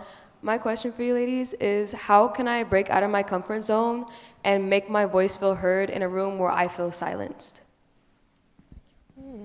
That's a really good question. I think just trying new things in general, like putting yourself out there and doing something. It could even be so random, something that you just think you would never do, and little steps like that every day, trying something little and then you can go to something bigger, I think really helps a lot. You don't want to just jump in and do something huge all at once. Starting little and going big would be my advice. I completely agree. I think if you do jump into something and immediately try to do something on a bigger scale, you might, freak yourself out and end up never trying it again. And that's not something worth giving up. So I know it sounds so cliche, but doing something new every day really does help. Taking little steps to step out of your comfort zone. Let's say in class, you're afraid to go talk to a certain group of students, going and talking to one of them. That's something that's, doing something that's out of your comfort zone on a daily basis. So just taking these little steps and building your courage and confidence up a little more every day is very helpful. And also, a lot of the time when you think your voice isn't being heard, there are going to be certain people that do really hear your voice and get a very impactful outcome from it. You might be influencing people in ways that you didn't even know you were. So keeping that in the back of your mind whenever you're in a situation like that could also help you out. Hi, I'm Charlie Crossman, and I go to Viewpoint, and I was wondering, how do you guys recommend upgrading your status as a leader in a very competitive environment? So I would say, in terms of upgrading your status, that's a very interesting way of putting it. I don't think I've ever heard that before. But I would say that it's really who you meet and who you network with. I think networking is honestly the key to success now. You can have all the skills in the world, you can know how to do every technical thing, and just because people know somebody else, they might choose them over you. So in such a competitive, world that we live in now, I think making meaningful connections, it was definitely brought up before, but making sure that you don't just go say hi, I do this, could you recommend me for this or help me out? Instead, trying to connect with a person on a personal level to the point where they remember you and they feel excited and encouraged to help you because you put in such an effort to make that relationship with them, that could really help you out. And you never know what opportunities they might get in the future that could help you get a similar one that you've really wanted. So focusing on people and forming good relationships with people is very important. Yeah, I would say to add on to that, having a unique skill that not everybody else has, I think can add to your status, as you used. Like for example, one of my good friends at school, her name's Reagan. I work with her in student government, but she also has this whole other side to her outside of politics, where she like grew up on a farm and is also like an agriculture student. And it really I know if my resume was put down next to hers, she would get that job solely based on like the uniqueness of like a skill or something like that. So I think picking up a new skill, like something that you're interested in but maybe have never tried, can really help your resume a lot, even if it's not related to the field you're going into. Yeah, and I just wanted to add to that really quickly is don't feel the need to be overly professional with everyone that you're networking with. I've met so many people that, you know, come up to me and they think that they have to like put on this entirely professional personality, which it's obviously great to be courteous and kind to someone that you're meeting, but also don't be afraid to show a little bit of your personality because that's how they remember you, that's how they like you and want to help you out. Hi, I'm Lindsay. I'm a senior at Newbury Park High School, and I was just wondering who has been the most impactful person in your life this far? I would say the most impactful person in my life has been my dad. He's absolutely gonna love this when he's watching this video because he was upset that he wasn't mentioned in my speech, but he's definitely the most impactful person in my life. He raised my brother and I through like when I was in high school, it was just the three of us for a while, and like he is just a really strong person and worked the whole time too, and also took really great care of us. And he is the best person I've ever met, and he's also the strongest person I've ever met. He recently had a heart attack and absolutely blew the doctors out of the water with his recovery process. He's like an ex-O lineman, and he was like, this is not taking me down. And I think he's just so inspiring to me. He fights every day, and I really look up to him. I'm gonna go the same route and pretty much tell you that it's my mom because I know it does sound like, okay, everyone says that, but seriously, every time that I've ever been said no to or, you know, been brought down by someone, I have always gone to my mom and she's always reminded me of who I am and kept me authentic to myself. And I think she's kept me grounded, but also enabled me to be proud of myself and work towards different things. She is such a strong woman, you know, she has helped me with everything from picking a major to picking a career path in college. And she's just always there. Like in Berkeley, I have been said no to so many times. Like I can't even keep track anymore. But every single time I will literally call my mom and she would remind me of what I can do and how these people don't define my worth and I should still keep going and keep pushing towards my goals. So she keeps me from giving up. She's gotten me to where I am and I seriously do not know where I'd be without her. Okay, well with that, let's give it up for our speakers, Olivia and Deepa. I'm Angela. I'm currently a senior at Granada Hills Charter High School. That's like in the Valley. And today my topic is gonna be about STEM for social impact. So how many of you here have like some sort of interest in STEM? Maybe like computer science, biology? Does anybody want to share which field? Oh, a lot of hands went down. Yes. Awesome. What about you? Awesome. Does anyone else want to share? Yes. Wow, there's a lot of bio people. Okay, one more. Oh, yes. Okay, so I'm interested in like computer science and political science, which are very contrasting fields if you think about it, but I feel like across high school I've been able to better explore the two of them together and how they can kind of play off each other's strengths when it comes to benefiting the community. So, oh wait, let me just, no. The clicker. No. Guys, hold on. Technology issues. It's not perfect. Wait, try it. Come over here. Try again. Oh, my laptop's not connected to this. Okay. Yeah.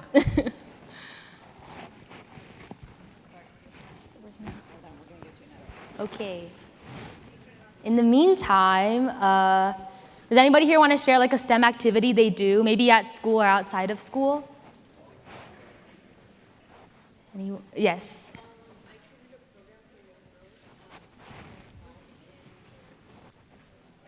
Oh, yeah, there you go.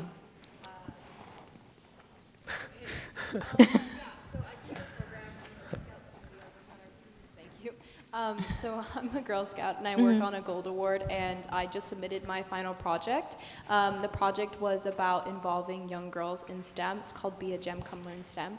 It's where young girls were able to be a part of these workshops and understand STEM a little bit more in a deeper, fun way, so that girls can know that it's not powered by men, it's also a woman's field. So that's what I did. That's what was my side thing before I graduated high school. Yay! Okay. Does anyone else want to share? Oh, yeah, give a full round of applause, yeah. Okay. Yes. So right now I'm doing robotics. So I'm in 8th grade, so that's fun, yeah. I guess. Yeah, I'm doing robotics. Well, I'm going to talk about it in a second, but I did robotics too, yes. Okay. Okay, I'll have more chances for people to talk later, but I'm going to go into the presentation now. So when it comes to STEM for social impact, has anybody ever seen this drone before? Oh, okay, no, that's, yes.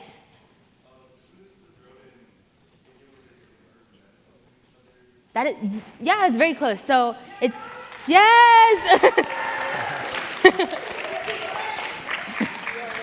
So it's a company called Zipline, and they're based in Africa, and what they do is basically what you said, they're able to deliver medical supplies using drones that are programmed with basically like machine learning technology and also a fusion of engineering. And it's a way to get medical resources to more rural areas. So it's one powerful application. It was like the first example I ever heard of how you can use technology in a more direct way when it comes to helping like developing countries or underserved communities. And that was like kind of my stepping stone. But I'll first talk quickly about my STEM journey. So are any of you here in robotics in any capacity? Yes, okay, so robotics is so fun. So that was how I first got engaged in like programming. So I did the first program, which is essentially like very big teams that work on machined robots. And that was kind of where I got introduced to like object-oriented code, engineering principles. And then from there, I moved on into hackathons. Has anybody here done a hackathon before? Yay. Okay, well, hackathons are also really fun. If you want to do them, there's like a website called DevPost. You can find them on there. But that was another great chance to learn like app and web development skills that are able to be applied to real world issues like increasing awareness about sustainability, gender equality, etc. And then also there was like summer enrichment opportunities. So there are a lot of like summer camps nowadays that will teach you, different programming skills. And so those were a couple of the ones I did to really further my STEM interest when I was first getting into the field. Let me just coordinate this. Okay. And then when it came to public service, so public service is something I didn't anticipate myself getting interested in because since 7th grade, I've been doing robotics. I've been a very like STEM-oriented person. So when it came to like politics and everything, I had an interest in it, but I didn't think I actually saw a career for myself there or like a genuine, studying path or major. So I first got into public service through my city mayor's youth council. This was over the pandemic. I had a lot of friends who were suffering through issues ranging from mental health to domestic violence. And it hurt me a lot to see that there weren't many resources for youth in my city to be able to find networks of support and also a way to voice their opinions. And so in the LA MYC, I tackled a variety of issues relating to policy, and that was my first taste of local government. And then on the flip side, when it came to public service, there's also community-based activism. That was something I did more heavily through Legacy LA. So they're a South LA-based nonprofit. They focus very heavily on issues like youth homelessness and gang violence that affect very, very underserved youth in our city. And so through those opportunities, I got very interested in political science and computer science at the same time. And so when it came to fusing those fields, though, it's a little more complicated. So I had kind of like a very long-winded journey to get there, but I'll walk you through it in case it provides some inspiration. So I started off with Reagan, Games for Change. So Reagan offers like a game design workshop series. That's where I first got introduced to like the very basics of Scratch programming, game design, how you're able to use games to promote healthy habits or like raise awareness of certain issues for youth and basically any audience that uses your platform. And so I ended up being a Games for Change Student Challenge finalist thanks to very hardworking Reagan staff. And I had an app called Soaring Through Quarantine. So this was like some time ago, but it was essentially focused on promoting healthier habits, getting kids to like steer away from overindulging in social media or from getting too caught up in like the difficulty of reading current events and getting overwhelmed. And that was like my first stepping stone when it came to seeing how technology can be very directly applied to social issues. Okay. Next one was more complicated. So this is Demeter. It's a nutritional analysis device. It uses like a variety of chemistry and engineering principles. It was something I designed with a couple of girls from my school's science team.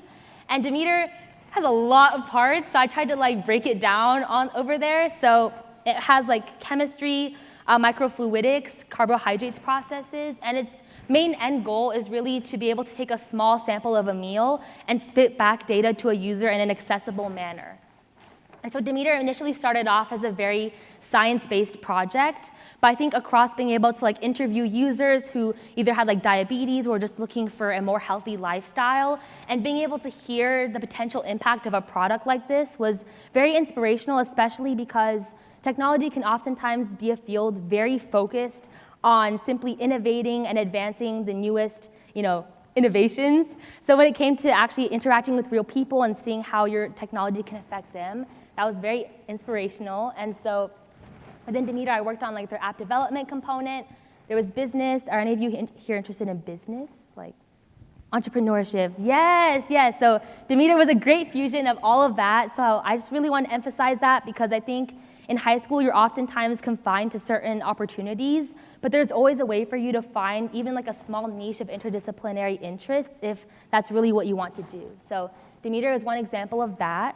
And I think that when it comes to being able to start projects on your own, I would encourage all of you to like branch beyond traditional extracurricular activities like maybe doing robotics or learning computer programming and be able to see ways that you can like fuse fields that you're interested in and use them for social good. Okay, this is the last one. So I was a part of the American Cancer Society for a couple of years. I initially joined because my family had a history of cancer, and so it was a mission that was very close to my heart when it came to being able to provide families with a network of support and also just general resources and trivia and information. But within ACS, they have a Youth Ambassadors program, which I would recommend you join if you're not a part of it already. You can reach out to me if you have any questions. But I founded their technical team, and it was essentially focused on using app development and web development to be able to not only increase awareness about cancer resources, but also be able to spotlight the varying ways that different families that have been affected by cancer are able to overcome that experience or find solidarity in other communities. And so what we did was we basically created a pocket cancer resource app. We called it the PCR app, and it was focused on using features like language translation. We had a calendar for overall ACS events, individual user accounts, whether you were a volunteer or if you were a youth ambassador, somebody who was just looking to find more information about ACS itself. And yeah, so you can see a lot of photos on there. Those are like some basic screenshots from the app itself. So we're currently on the Google Play Store, and we're working to get onto like the Apple App Store, which has a lot more regulations. So beyond that, though, it's been very rewarding being able to talk to other people about the work I'm doing in ACS, because I think no matter what field you're in, there's always some way to be able to tie in society and genuine, like real world, not only ethical and industrial applications, but also when it comes to, cultivating your own personal growth through those leadership opportunities. Oh, okay. Oh, too far.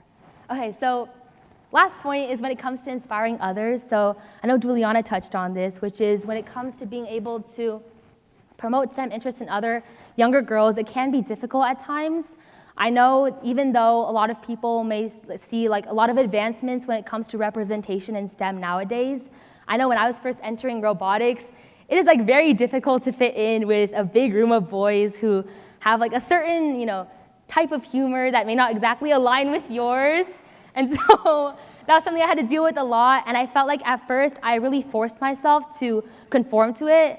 Not in like an inappropriate way where I would like play along, but like I would kind of just sit there to the side and like deal with it. But I think I really wanted to create a community for other girls to be able to find each other amidst an engineering or computer science environment. So that's what happened when I started STEM to Solve. So that's with Girl Up.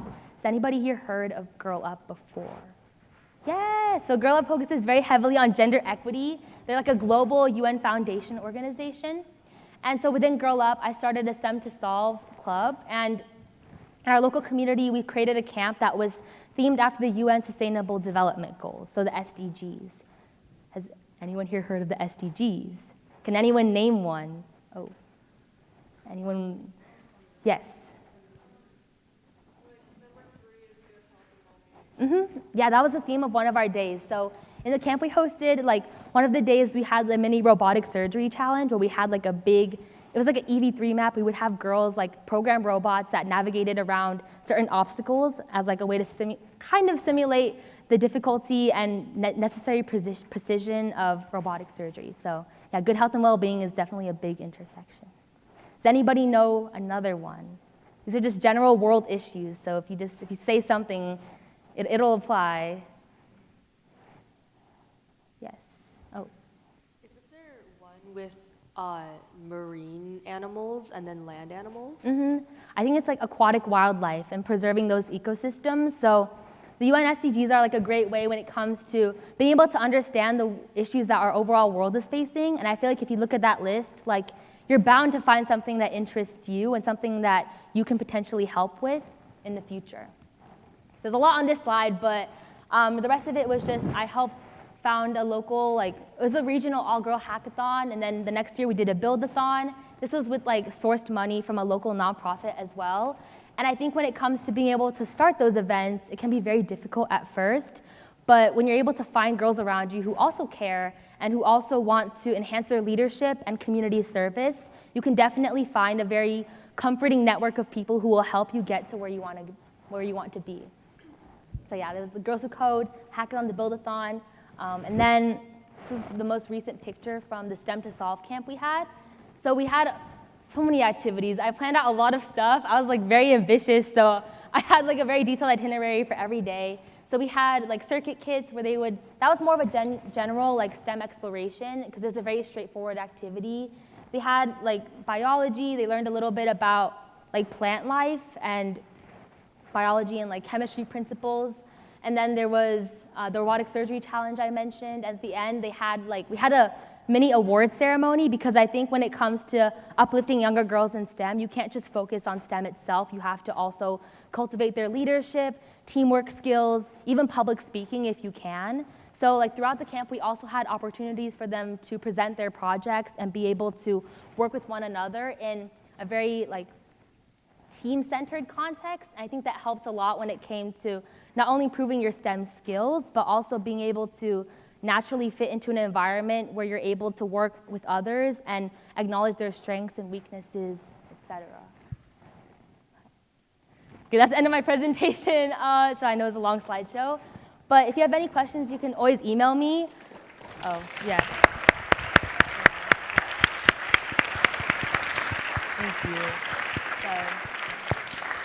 And I wish you all the best of luck. And if you're a senior, I'm praying for all of you right now too. So we got this. Yeah. Okay, I'll hand it over to Michael, who has a really good presentation.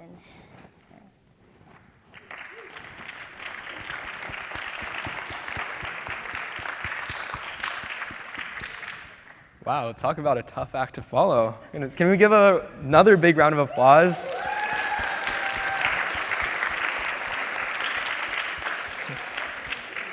So a little bit about me to get started. I'm a senior at MIT. I study robotics, and I guess the reason I was invited to come here was because when I was a senior in high school, I was extremely fortunate to be a GE Ronald Reagan Scholar, and so that's why I'm back today talking to you guys. And a little disclaimer. I highly encourage all of you guys to stay in school and to build something great using the education that you have. So do as I say, not as I do.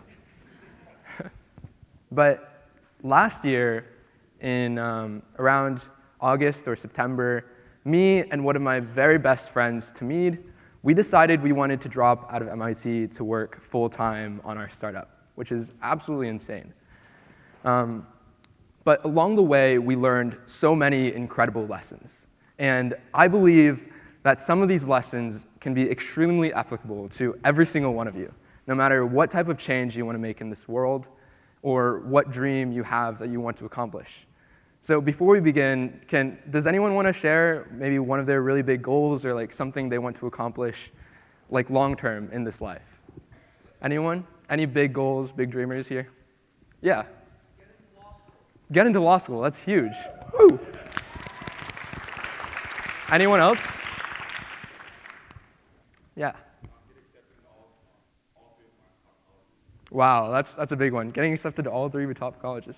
Well, you guys got this, both of you guys, and hopefully some of these pieces of advice that I give you guys today will be useful no matter what you're trying to do.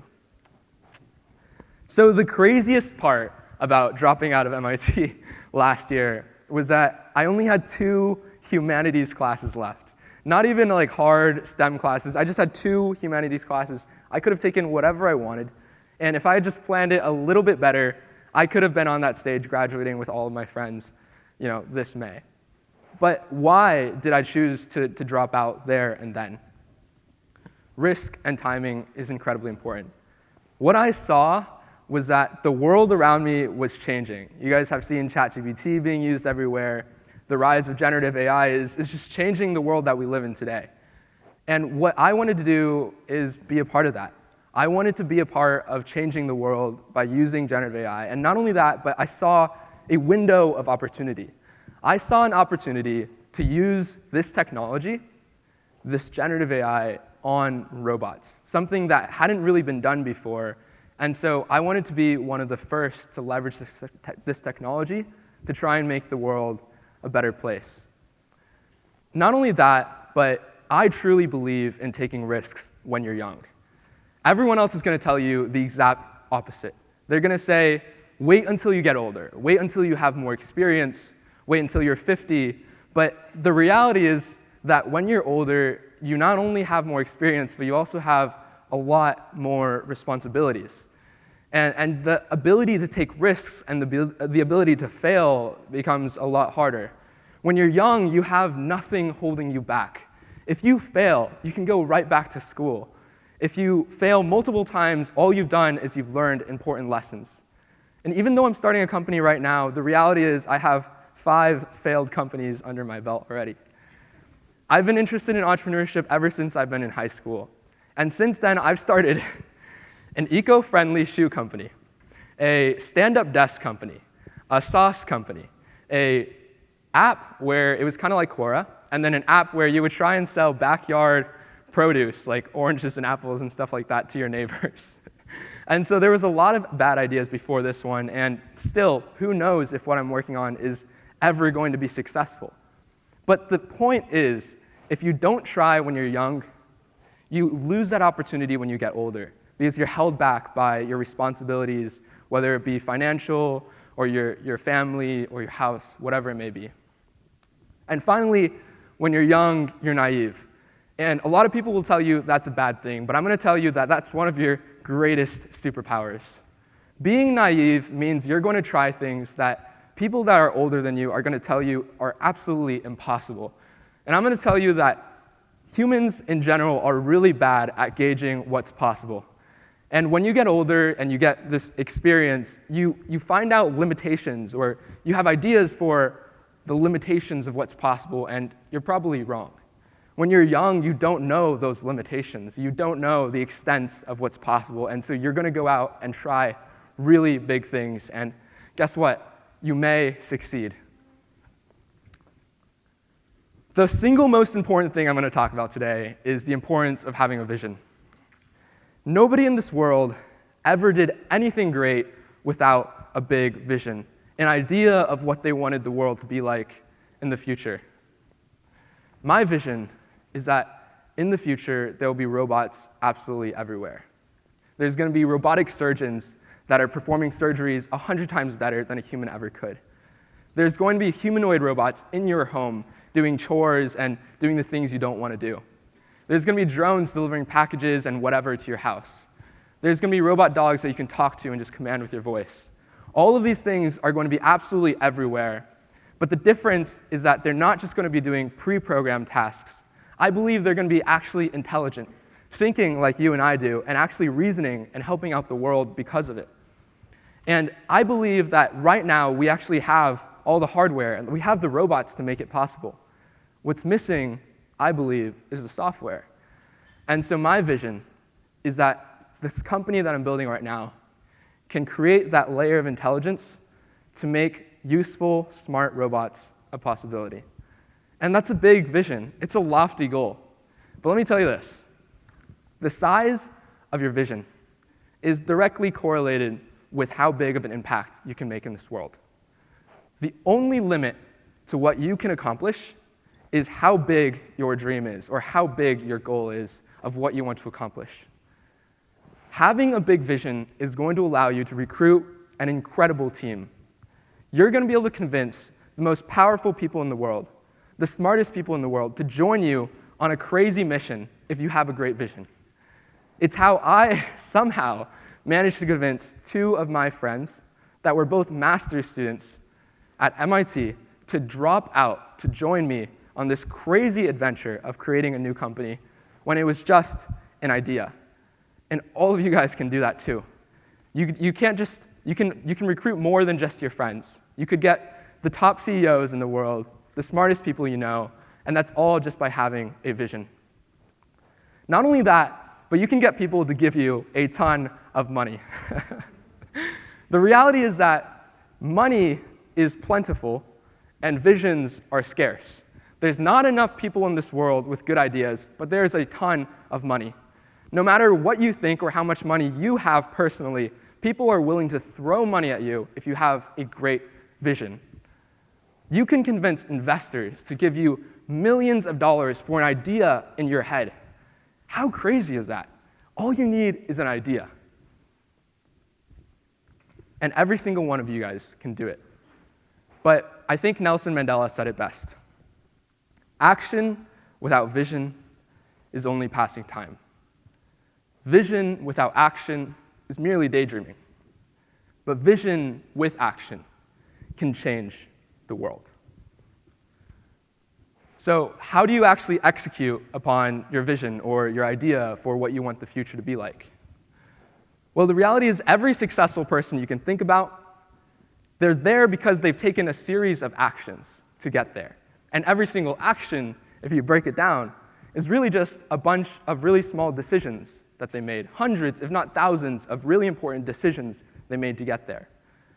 So how do you make sure that your high school or middle school or whatever version of you right now, makes all the right decisions in order to become successful in whatever your dream is? The reality is that it all comes down to a simple concept called first principles thinking. A lot of the top entrepreneurs in the world abide by this. Elon Musk, Peter Thiel, many more. And first principle thinking is actually really simple. A lot of people think it means thinking about physics or like how the world works, and that is true, but it's much more than that. It's about trying to make the right decision every single time by considering every possible viewpoint. And what I'm telling you is that no matter what decision you're making in your life right now, no matter how small it is, you should practice this tool. And here's how you do it. Every decision you make, there's going to be multiple viewpoints, right? Multiple sides to the story. I'm telling you to come up with 10 to 15 different reasons for each side, rather than just going, let's say, with your gut. By doing this, you can think logically about every single possible response to a particular idea or decision you have to make. And then you choose the best side to whatever problem you're trying to solve. This is first principles thinking. If you apply this right now, early while you're young. When it comes time to make decisions where you have millions of dollars on the line or thousands of people's work behind you, you can make really incredible, effective decisions.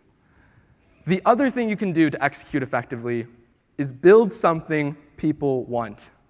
It's really simple, and it's a concept that's lauded a lot in Silicon Valley. And what it really means is you have to understand what people need to figure out, to build something they want, right? So how do you figure out what people need? You do it by looking at the world around you and constantly observing. You're looking for key insights and contrarian beliefs. What that means is you're looking for ideas that you know are true, but everyone thinks is false, or what everyone else thinks is true, but you know is false. And it's hard to find these things. You have to be constantly searching. A great example is a little company that you might have heard of called Airbnb. The guy, the founder, Brian, when he started Airbnb, he had this idea, right? He was at a conference, and he had a few people stay over at his house. He charged them some money, and they stayed in his apartment for a while. And he realized that it was a really fun time. He enjoyed it, the visitors enjoyed it, and he's like, why can't everyone else do this? Why does it have to be just me? And it was this realization that brought him to try and get money, talk to investors, try and build this company around it. But every single one of the investors told him, how stupid are you? Why would anybody want to sleep in someone a stranger's house, right? It made zero sense to them at the time. But the reality is that he saw something that everyone else missed. He saw that a stranger is willing to sleep in another stranger's house, that people are willing to do this. And these are the type of insights that you guys can look for as well. So the final thing I want to talk about today is negotiation. Negotiation, can one of you guys tell me what comes in your mind when you hear the word negotiation? Go for it. Compromise, okay. Anyone else? Yeah. Business, yeah. Hostage negotiations, okay. When I think about negotiation, I think about the top of a skyscraper with a bunch of guys in business suits arguing at each other, yelling and pointing fingers and stuff. But in reality, everything is a negotiation. Crossing the road is a negotiation. Choosing what movie to watch is a negotiation. Choosing your meal is a negotiation.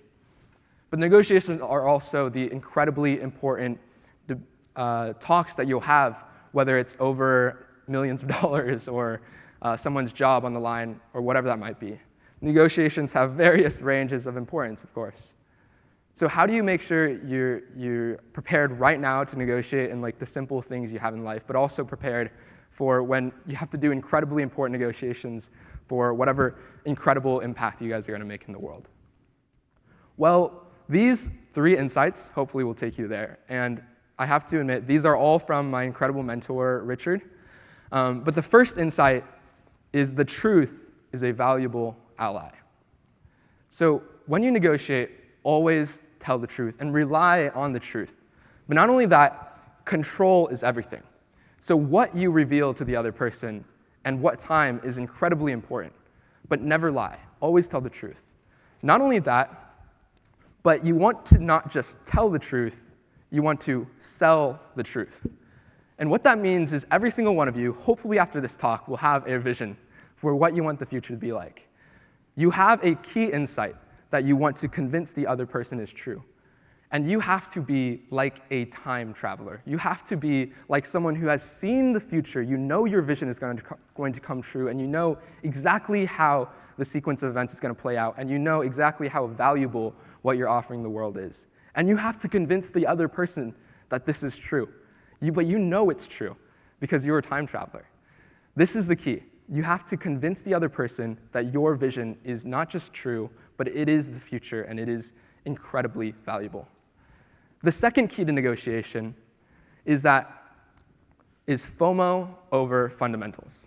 And what that means is that everything you do in this life, every negotiation you have, it's with another human being. You're not talking to a machine or a robot. They have emotions. People have emotions. And they care a lot more about the fear of missing out rather than the numbers, the statistics, whatever it might be. So leverage that.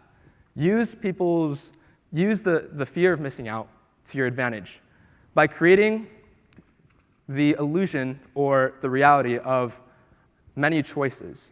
You can have several choices on the line and give the person you're negotiating with the reality that you have a lot of choice. And not only that, be willing to walk away at an instant's notice if whatever deal you're trying to accept is bad. And finally, you can be Elon Musk. So what is the difference between every single one of you guys sitting here today and Elon Musk? Nothing, exactly. But actually, a few things. The first is timing. When Elon Musk started Tesla, it was incredible timing because right at that time, he got a lot of tax cuts and environmental benefits from the government. Without that, who knows what Tesla would have been today, right? The other thing was vision. Since Elon Musk was in college, when he was in college, he wrote an incredible essay about electric cars. He wrote about reusable rockets and solar panels. When he was in college, he wrote about this. And guess what? He has a company for electric cars, solar panels, and reusable rockets today, SpaceX, Tesla, and whatever solar panel company he owns. And the key here is that every single one of you guys can achieve that as well. But it all starts with having a vision right now at an early age. And of course, he made a series of very good decisions and a few guiding principles, which hopefully you guys have learned today. With that, I believe that every single one of you can achieve your dreams and make them a reality. So guys, please, dream big and then dream bigger. Because the only limit to what you can achieve in this world is the size of your vision. Thank you.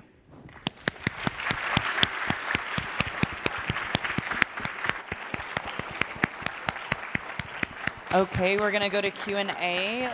As we said before, stand up when you have your question, say your name as well as where you're from. Start over there. Hello, my name is Sir Michael Carrington Williams Thomas, and I'm from Des Moines, Iowa. You're both very accomplished, and thank you for sharing with us today.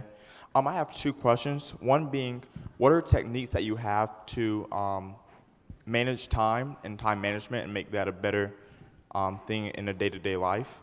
And then my next question is, how do you know whether to take a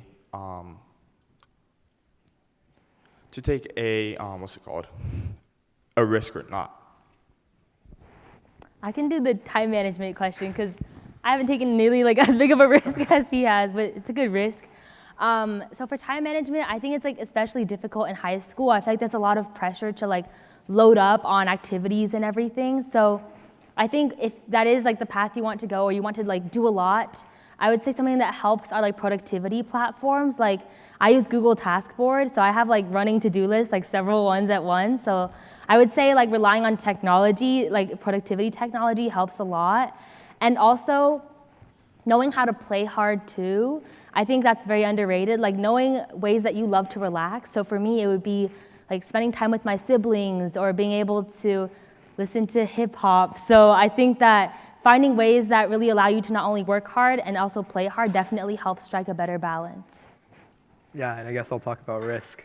I'd say it's really important to know what you want, right? And if the risk you're trying to take guides you towards the goal you're trying to accomplish, I'd say take it. Just do it, right? I think, this is super general, so it's hard to give you specific advice. But if you want to take a risk that'll bring you closer to whatever goal you're trying to accomplish, I'd say do it, and do it fast, because you're probably going to fail. And it's okay to fail, because then you're going to learn, and you can only improve from there.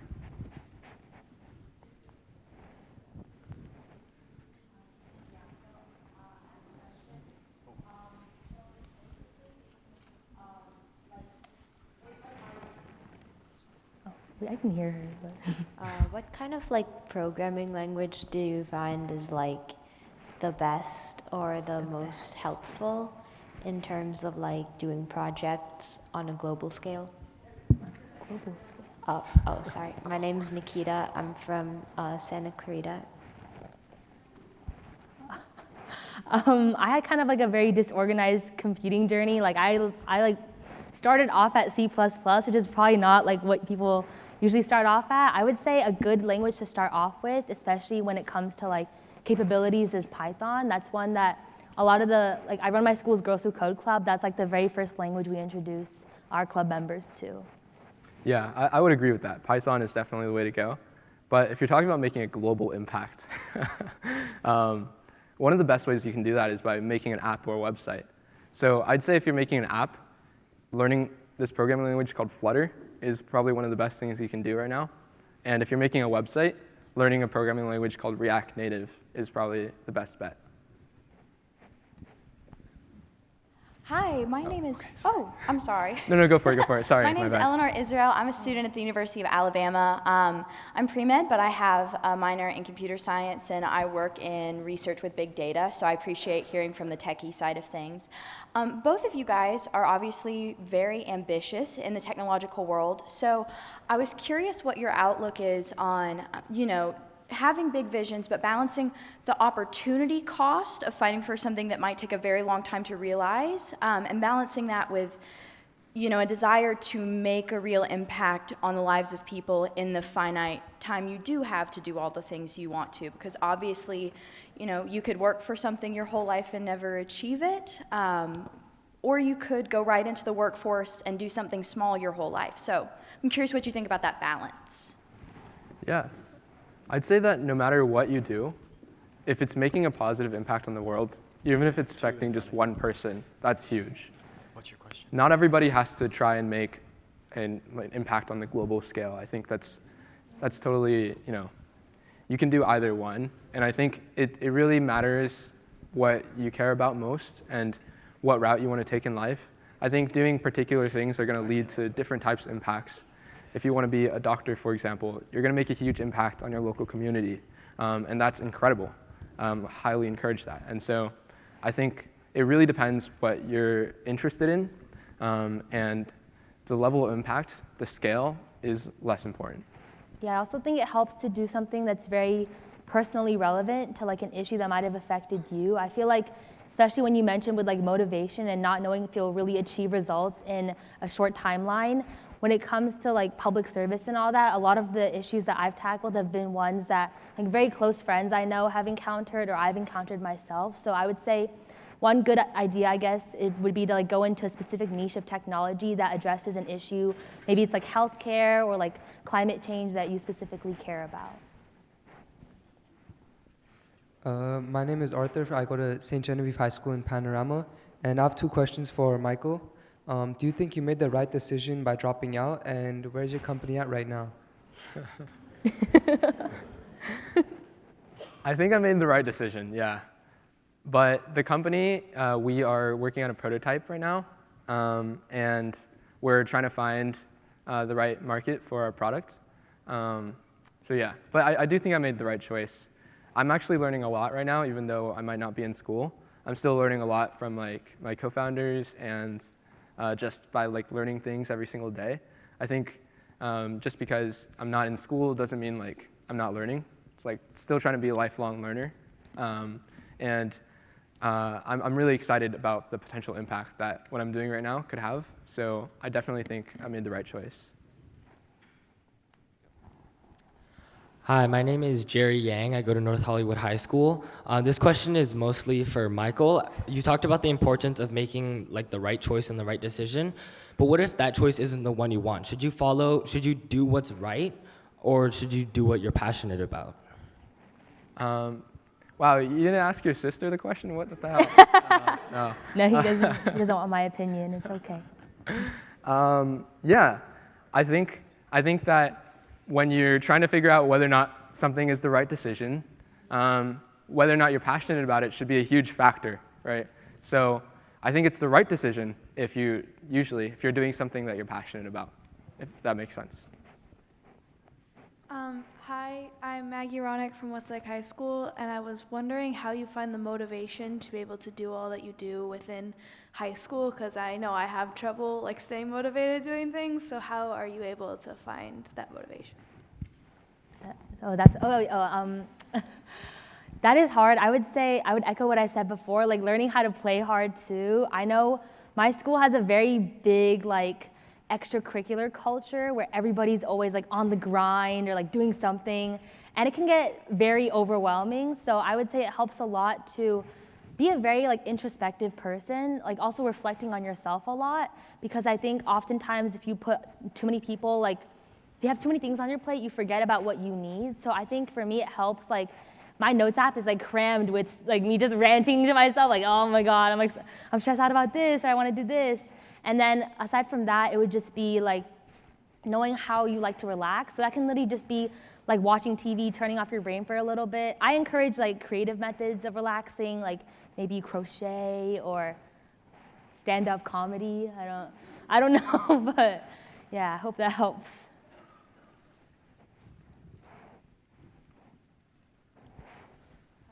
Hi, I'm Jacob Nast. I'm a 10th grader from Geffen Academy, UCLA. I have a question primarily for Michael. How do you get in touch with investors, especially ones interested in a specific niche or field? Wow. Are you trying to start a company?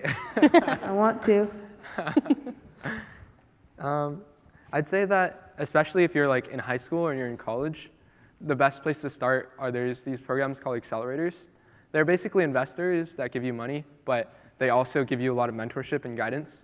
So I'm in this program right now that some of you guys might have heard of called Y Combinator.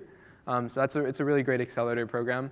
And from there, they'll help you get a lot of connections to investors. But other than that, I think like if you have a great idea, you can just cold email like investment firms and you can try and get meetings, but that's kind of like hardcore. So I just recommend trying to do an accelerator route. Or once you get to college, there's a ton of actually like funding methods, opportunities where they don't actually like, take any of your company either. So I was in this program at MIT called Sandbox, and they would just give you like however much money you wanted, up to like $25,000 to work on any idea you wanted, which is really crazy. And you could do that every semester. So that's what I did.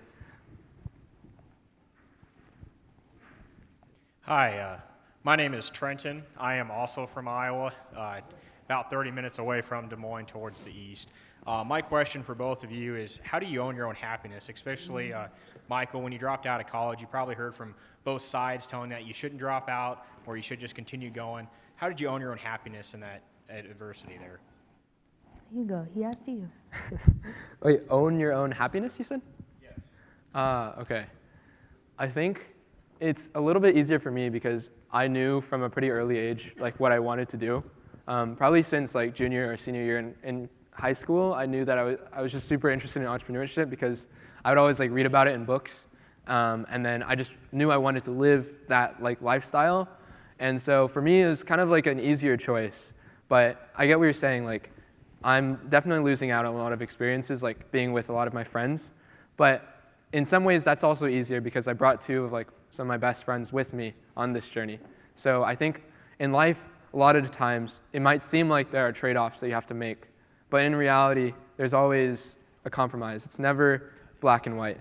So I believe in not just accepting the reality that's presented to you, but making your own path where you can have everything that you'd want. I would say, I'll quickly add on something, but when it comes to like day-to-day happiness, I think that can be very hard sometimes. Like, I would say I'm a pretty optimistic person, so something I like to do, I have a habit called Yay Day, where at the end of every day, like I'll literally open up my notes app and just type down like all the little good things that went right. And so I think being able to like implement concrete habits in your life that allow you to appreciate what's been going on in your day, or like something that's just gone right, definitely helps a lot with like truly owning your happiness. Thank you. We don't have any more time for questions. I would like to thank all of our panelists today. Can we give a round of applause for everybody that's spoken? Hopefully you guys all enjoyed each other's speeches, all the breakout rooms. We hope that you all got to meet a lot of amazing people today, that you made a lot more connections in your network, and we hope that you really enjoyed today's event. So getting into the nitty gritty, this is going to be a little bit different than all the other talks that we had. So this topic is talking about Generation Z, redefining what leadership means. And so I think there's a lot to unpack when it comes to a topic like that, and then especially, going over this entire event, talking about being a voice, not an echo. So we're going to get real here. We're going to try and dig a little bit deeper into what it means to be a leader, what it means to be a leader in today's generation.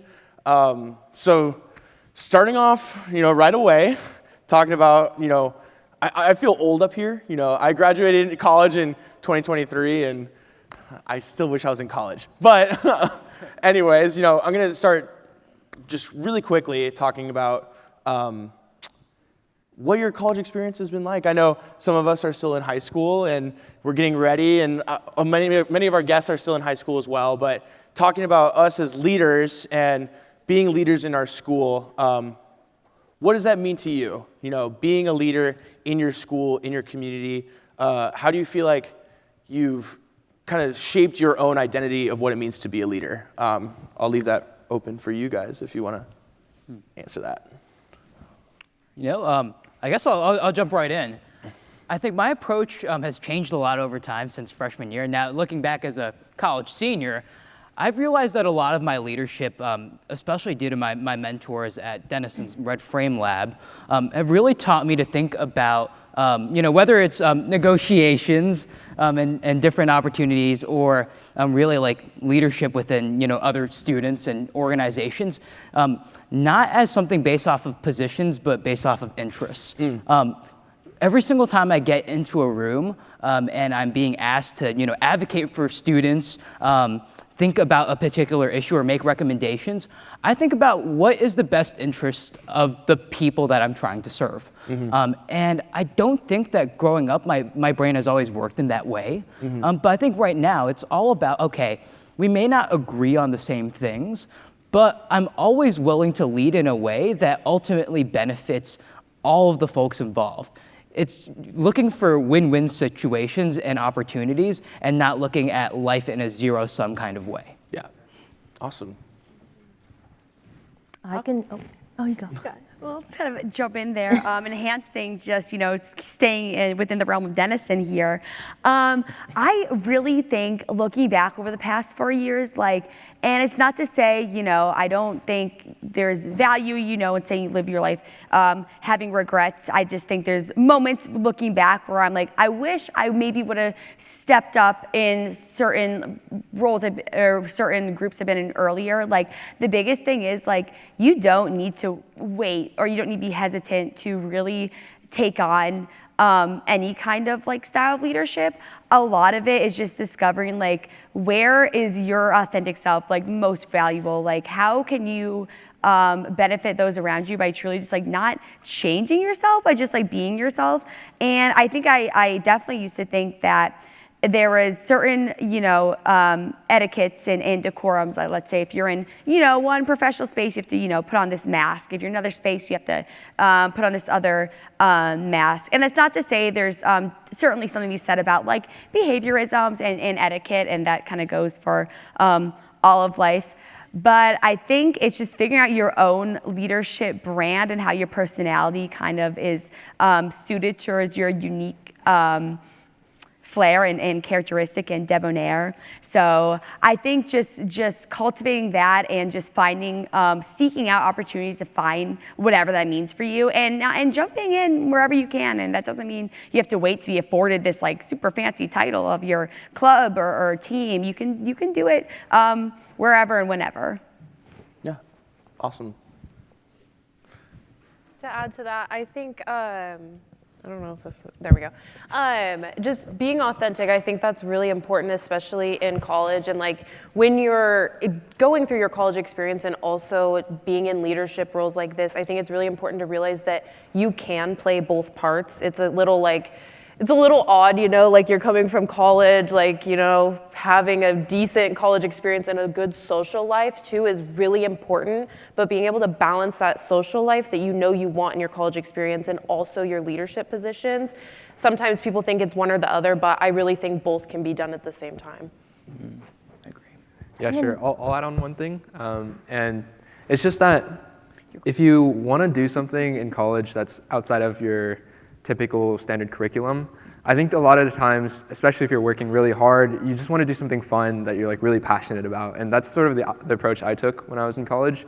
And honestly, one of my favorite leadership experiences that I had was organizing these pop-up restaurants on campus. We would have 10, 20 people help organize these dinners where the students would cook meals for like anyone on campus to come eat. And it'd be really fancy sometimes, or sometimes we'd serve like hundreds of people. And it had a huge impact on the community. But at the same time, I never really thought about it as leadership. For me, it was just a really fun, like great time. So I don't think that leadership has to be a burden. I think it can be a great time and a great way to complement whatever academic curriculum you're taking in college. Something I'll add is that I think for my leadership style, it's very centered around compassion and empathy. So since I'm an older sister, I grew up having to very much adapt to my siblings' emotions and their needs, and I think that it applies on a lot of scales. Like for me last year, I did my school's academic decathlon team, and we have like 12-hour practice days almost every day over winter break. So it was a very rough time, but I would say having a lot of compassion for others and not only their needs academically, but also what they might have going on in their personal lives definitely defines a leader that not only cares about team growth, but also about each individual on their team as well. I would say that entering college recently, I'm a freshman, college has really redefined how leadership looks like for me. I think this point was definitely brought up, but in high school I would enter leadership in the perspective that if I do this, I'll get something else out of it. But now when I go into different leadership positions, I'm able to go in really being passionate about what I'm doing and being excited about the outcome that's going to come from that one act. And I think going to college, it's such a different environment where obviously everyone's there, with their diverse paths, but at the end of the day, everyone is a similar type of student. Everyone there's there for a reason. They're passionate about what they're doing. Nobody goes to college just because they have to go to college. They go there for a reason. And being surrounded by such like-minded people and being able to work with them, I think has really motivated me to redefine my leadership that way. Awesome. Thank you, everybody. Going into my next question, really wanting to talk about kind of this idea of mental health. I believe it was Angela who talked about, work hard but play harder. You need to take breaks in moments when you're, being an all-out leader and you're putting everything into this moment to, create whether it's the best product, whether it's, running a campaign and winning, and whether it's, competing in the highest level of your sport. And nowadays, I feel like we, as a generation, are looked down on for not, just kind of like barreling through it. Whether we have like different outlets for certain things, whether we want to take breaks, whether we want to like go on vacation, I feel like there's a different generation out there that looks down upon that, thinking like, the culture of sucking it up and dealing with it. But what in response would you have to say to those people in understanding like, I need a moment for myself in order to, be the best version of myself that I can be? What would you guys say about that? I would say this really resonates with me. I think mental health, you're right, we get people look down on us a lot for that because I think we're the generation that brought to life you can have a bad mental health day and that's okay.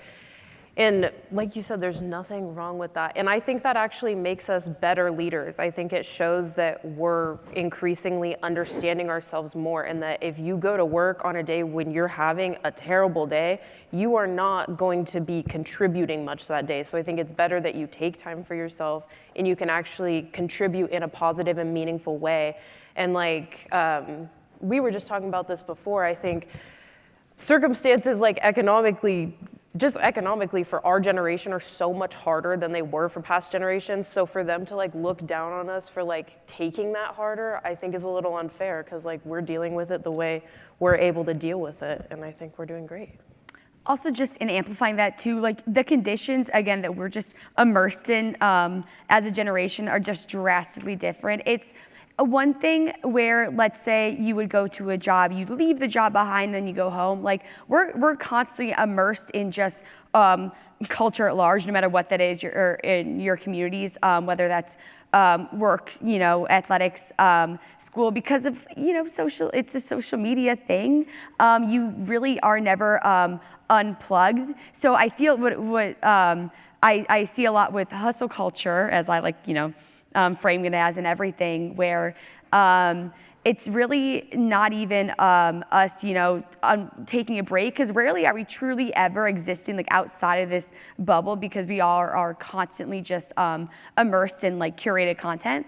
It's really just trying to just find one moment, one lapse in between all the different networks we're constantly involved in. So there is absolutely no shame in trying to find a bit of a relief and refuge from all that. And again, I think there's a time and a place for hustle culture. I mean, that's what wins championships. That's what gets that next big thing, that vision created and everything. But that's just the thing. It doesn't have to be your everything. You can put it on the shelf for a moment. You can bring out your Nintendo Switch. You can get your bullet journal out for a minute. It's okay. I think we just put a lot of pressure on ourselves because we're just constantly, under the spotlight. So that's what I'd say to that. Just to jump off of what you were saying, Nikki, I think I definitely agree. I think we're different, and we have a different set of challenges compared to generations before us. But that doesn't necessarily make us, not as hardworking, or we don't have the same exact potential to succeed. I do think, though, on the topic of mental health, it's such a broad topic that sometimes folks, pinpoint one specific part of what mental health overall is, instead of thinking about mental health as holistic wellness, right? As an individual, are you doing well? Are you? Do we have to wait until moments of severe burnout to really take care of ourselves and take a break? Or are we trying to look for more sustainable lifestyle habits? I also think something interesting that maybe some of the other panelists may want to weigh on is the thought of, I think, burnout in general. I think sometimes I hear it very legitimately as something where it's I physically can't do work anymore because all the things I'm doing, no longer give me the same energy. Or I just need to take a complete break and, set that boundary. And that's totally understandable, at least from my perspective. But there are also other folks who hit that like a panic button. And at least in my experience, sometimes the most growth happens when you are in a really tough situation, where you're under an immense amount of pressure and you figure your way out of that challenge. So striking that balance of, what are we doing to push you and, create conditions for you to grow, and balance that out with, we don't want anything bad to happen to your health because, without your health, you have nothing. I completely agree. I think there's such a fine line between, giving up and not pushing yourself and complete burnout. And I think that's often very overlooked as, someone who genuinely is burnt out is being seen as lazy. But I think that's such a harsh way to put on people now because we really never do disconnect from work, Looking at older generations, they were able to go home, they're done for the day, they can relax and reset. But it's very rare that we get that time to reset. We're always pushing forward, we just keep going. And I think it should be very normalized to prioritize taking a break before you reach burnout because it's often overlooked that entire path towards burnout, like a few weeks before or a few days before, you are still not producing your utmost quality of work in that time as well. So instead of waiting until someone burns out, I think it should be very normalized to take breaks periodically and check in on your own mental health. And people checking in on each other's mental health as well, because sometimes we don't realize that our own health is deteriorating until someone points it out to us. And I think it's very important for people to really identify these things and make it a normal thing for them to, take mental health days from work and take necessary steps to prioritize that. Like, we do things to take care of our physical health, such as working out, taking immunity boosters, eating a certain way. And I think we need to, implement those exercises for our mental health as well, so that we can keep producing impactful outcomes that we're proud of. And then adding on to that, I think it helps a lot when it comes to adding on to what Deepa said, like checking in on your friends. I think that mental health is oftentimes seen as like an individual struggle, but it's not really isolated. I think so I think in my generation specifically, since I'm currently in high school, like there are a lot of mental health issues going on. I think like anxiety is becoming much more common among people I know, but it helps a lot to really like care for others, or at least like make genuine efforts to try and check up on them. Like I have a few friends who like are very good at hiding it when they're upset, but you can, if you like notice carefully enough, you talk to them enough, like you can tell that there's something like burdening them. I think that it really needs to be more promoted to really check up on others as well, because oftentimes you can be very content with yourself, or maybe you're struggling as well, and reaching out to someone can help both of you. Yeah, maybe I can just give a few tips to help with that. One tip could be to find work that you like really enjoy doing. So when you go to college, you're always going to have some classes that you're like forced to take, right? But what if there's a way you can make it more fun and more enjoyable for you? One way that I would do it is I'd always just do work with like some of my best friends, and we'd like work on homework assignments together, and like that really helped us get through like the hard times, or like the boring like required classes. The other thing is when you do have a choice, like choose something that you know you'd like really enjoy doing.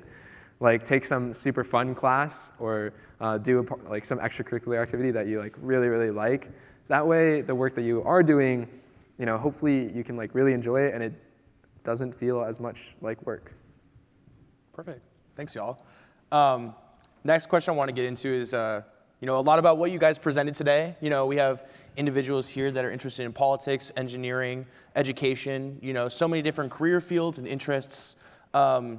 And compared to a lot of other people, like, you might know what you want to do, and I'm sure that there's a few people in the audience that are still questioning that. I know, like, when I was in college, I think I was really concerned about, is this the career that I want to take? You know, is this the path that I want to go? Because it feels like at that point there's no turning back. I feel like once you dive in head first, whether it's you declaring a major or it's you kind of forcing yourself to join like different clubs or organizations, you can feel trapped sometimes. How do you feel like, you know, sometimes, first I want you to ask is like how you found your passion. You know, how did you find like the thing that you were, you know, so hard set on, and what were ways that made you not feel like you were trapped or locked in like this career field? Because I think in reality, like, we're not so much trapped. It's just we can feel like sometimes we're stuck. So I'll leave that to you guys if you want to answer. I think it helps to know like your core values, who you are as a person, because passion, people oftentimes define it as like an academic field. So like I want to go into politics or technology, but it's also like your values, like who you actually are as a person. Like, do you care about teamwork? Do you care about, you know, helping underserved communities, or do you care more about, you know, innovation? So I think being able to really pinpoint that part of yourself, which oftentimes comes from your closest friends or your family, can definitely, it helped me steer my passion. So like within political science, it's not something I envision myself starting off with, but I know that it's rooted in my interest in helping others and being able to understand their struggles. I completely agree. I think that finding your passion should not root from, well, what if I have this career path? Well, what if I, you know, live in that house in the future, go on these vacations? It should really be remembering who you are, remaining authentic to yourself, and figuring out like these core values that really help you figure out what you enjoy.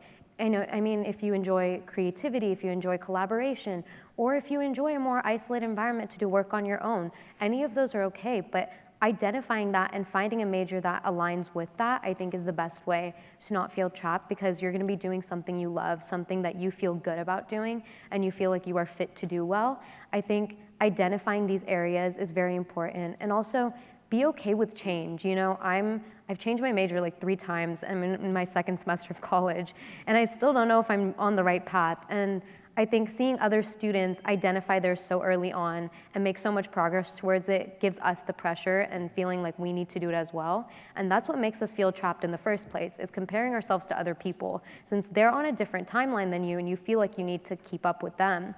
But in reality, everyone really does get to their place at a different time. Everyone takes different journeys. You know, you might be getting there a little later than someone else, but in the end, if you're doing something you love and you're fulfilled and happy with what you're doing, then getting there on your own timeline is completely worth it. Mm-hmm. Yeah, I just want to second that. There's this great saying, leaders lead. You guys are all leaders, so you can make your own path. You don't have to compare yourself to other people or follow a template of what people tell you. Like, you don't have to finish college in the specific amount of time that you see your peers or other people finishing college. And when I came to MIT, I had no clue what I wanted to do. And it was actually from taking this one class that just looked really, really fun. It was called Toy Design class. And literally you would go in this class and you'd build a toy and then you'd like present it at the end of the semester. And through that class, I realized I wanted to do mechanical engineering because like that was just such a fun time. And I figured, you know, if this is what mechanical engineers do all day, then I'd really enjoy it. And it's not, but it ended up guiding me in the right direction. So I think the key to figuring out what major you want to do is literally just trying different things, trying different classes, and experimenting until you figure it out. Yeah, I'd also recommend getting a summer internship at the Ronald Reagan Library because pretty quickly you'll realize you want a career in education. So that was kind of how it worked out for me. And I think that really just goes down to, again, you guys are all, I heard it with the breakout groups and I've been learning it all day, like you're all such fascinating individual leaders with so many interests, and there's room for all. Like, embrace every contour of yourself. Like, I think we very often fall into the trappings of just we have to have one set vision and one set, you know, career path. But I mean, especially more and more with our generation, there's so much fluidity and there's so many ways that like one skill set can lend into another career path, and they're constantly in conversation and borrowing from one another. I'm sure we've all heard about soft skills and hard skills, and yes, there's some value in that binary. You know, if you're going into a technical field, you should cultivate technical skills, but I think we're moving less and less away from that, and we're kind of just seeing how sometimes they're kind of just skills that you kind of cultivate throughout the experiences that you get, and just embracing all that life has to offer and trying to stay, you know, flexible physically, because they'll help you as you get older, and flexible mentally. Just embracing that sometimes things aren't going to go as maybe you drafted them out to be, and that's totally okay. Mm-hmm. Yeah, just to add, I think we've talked a lot about passions today and finding something you love and doing what you love. But I do want to say for the people in this room, like, if you don't have a passion per se right now, like you don't feel like you have like come across something in like your life or career so far where you're like, this is what I want to do, that's okay. Like, it is like rare for like the fact that like I took an American government class when I was a senior and was like, this is what I want to do. That does not happen. Like, I think just, and also not putting pressure on yourself to like, oh, I need to find something right now. Because I think once you stop thinking about it and just sit back and like go through the motions of the path you're trying to sort of be on, that's when a passion will come to you and you'll find what you really want to do. Right. I think I completely agree. There's so much. I think we're often faced with a lot of noise about, you know, really trying to figure out your career early. You know, take advantage of every opportunity, which I think in some cases makes a lot of sense. But also at the same time, just know that you're going to live incredibly interesting and exciting lives. You never know what you're going to run across.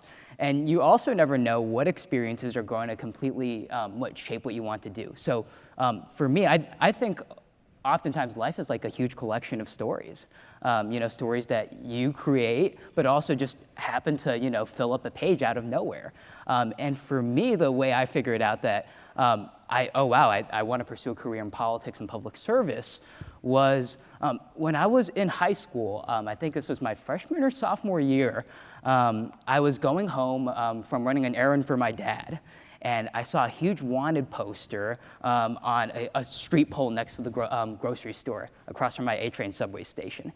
And I was walking home, and I went to go, I woke up the next day, I was going to go play basketball with my friends, and then I found out that it was a huge tragedy when there were two neighborhood imams. The second largest mosque in New York City is right around from my house. And they got killed in a hate crime murder. And at that moment, I saw this, you know, later in the day when I was going back, I saw the streets flooded with people and mourners. And I was just trying to process what was going on. Nothing like this has ever happened, in, at least to my knowledge, in my neighborhood and growing up. And I heard that the governor and all sorts of political bigwigs came down to speak. And I saw that nothing has really changed. It seemed like business as usual. And I said, you know, if I was one of them, I would do something about this, and I would change something to make sure that every single New Yorker, and I think this is my dream and what I work towards every single day, you know, every New Yorker ought to have the opportunity to live, play, and grow in safety and have a decent life. It's not rocket science. And it's really just common sense. And I think that's really, how I figured out this is what I want to do with, my life and my career and why I wake up in the morning. One thing I want to bring up, with what both of our Denison students just mentioned, but talking about, so whether it be social media or, societal norms, I feel like as the younger generation, we're impacted by a lot of things. That's what's going on today in today's world, and specifically politics, happening on both sides of the political spectrum. And it feels like a lot of the time, rather than coming up with, a means of stepping within the aisle and actually having dialogue and conversation, it feels like more and more we've become polarized. We've been separated by, key political issues, by key political figures, and it feels like sometimes we're forced to choose a side. And if we don't, then our vote doesn't matter, our voice doesn't matter. So what would you say to someone who is really trying to, make a difference but doesn't want to be forced into a society, a societal bubble? Like, how would you talk to someone and say, like, no, what you are doing and what you are saying does matter? And say, like, what kind of advice would you have for someone that wants to make actual, bipartisan, make a bipartisan difference when they don't want to follow like a certain societal norm? I think this is a perfect opportunity where different types of leadership can actually come into play, because although you often see these polarized groups, being very separated on social media and in today's society, you can be one of the first people to start these conversations and create a more civilized environment where students and the younger generation can talk to each other and redefine what political preferences really mean. We don't have to completely be on one end of the spectrum or another. You can have these conversations on why you're choosing a certain side and really share your ideas. And I think that by starting these conversations, if you want your voice to be heard, find other people who are willing to listen. It only takes one person who's going to listen to you first, and then you can honestly grow from there, because they'll probably have someone else that's willing to listen, and you can grow a circle that way.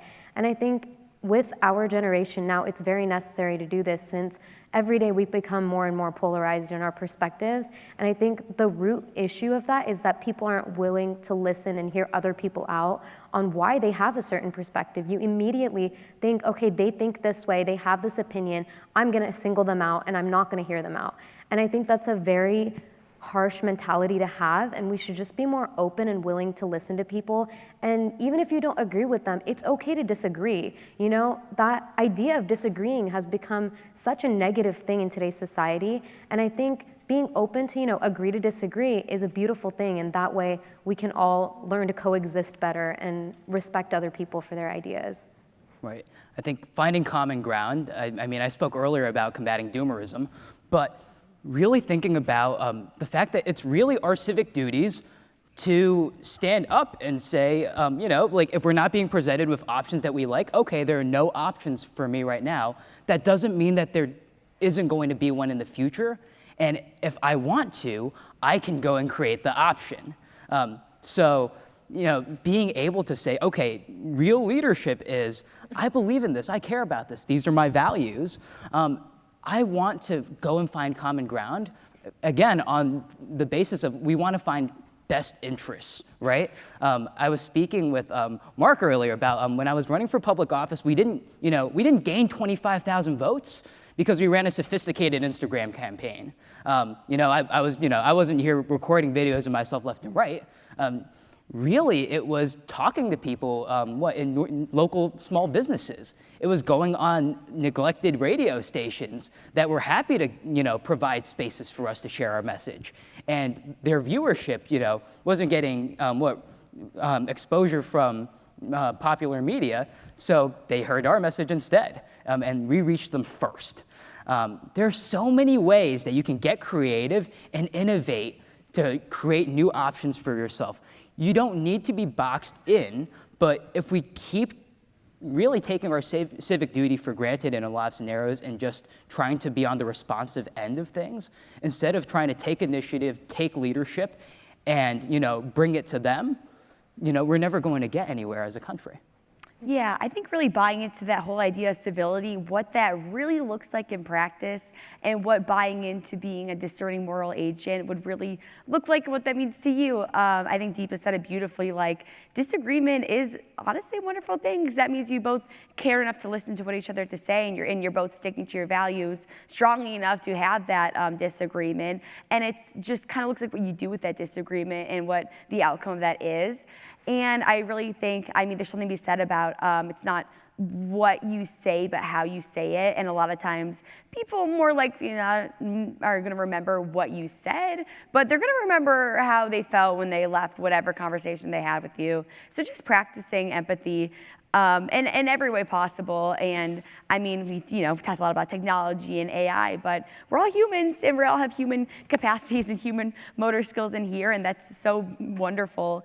And I think that's really our superpower, and that's what we can really harness and wield moving forward, and just recognizing that we're all sharing this wonderful covenant of respect and mutuality together. And that might be cast through social media networks and maybe not in person, but just remembering, I guess, the humanity of who's orchestrating that opinion behind the screen. So. Yeah, I guess just to add on to that, let's be real, right?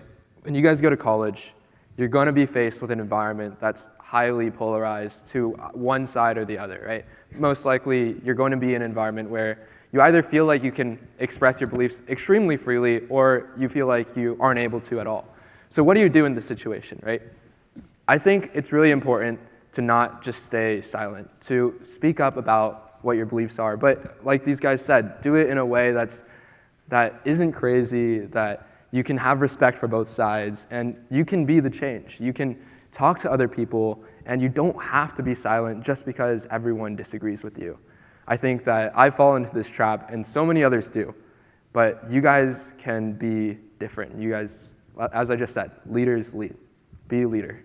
Mm-hmm. I think it's all about the way you say something. Like, it's not even that there's so many polarizing issues in our country, because there is, but it's polarizing dialogue. Like, it's the way we present information, because honestly, like, if you sit down and have conversations with people who are on the other side of the aisle, they really don't differ in views from you that often. Like, a really great example of this, when I was in DC last summer, I made a really good friend who's polar opposite side of the political spectrum than me. And like, we actually had so many conversations where I was like, we completely agree about this right now. And like, we had no idea. And if we hadn't just like sat down and like, hey, let's cut the polarizing dialogue and like nicknames of all these politicians and just talk about values for a minute, like we actually agreed on a lot of things, so.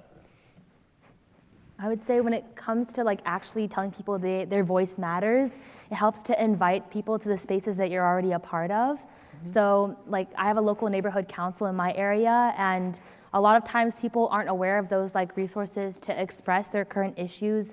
Like maybe it's a complaint they have with the government or with sometimes a specific politician. But I think it helps a lot to be able to get other people engaged as well. Like for my neighborhood council, I've invited a couple of my friends to the meetings. Like they can get a little boring, but I think it's helpful to just really bring other people into a space that you already have a place at, to really expand not only the different perspectives you have, but also really allow them to feel like what they say matters to this group of people. Mm. Bringing up the topic of this entire summit, be a voice, not an echo.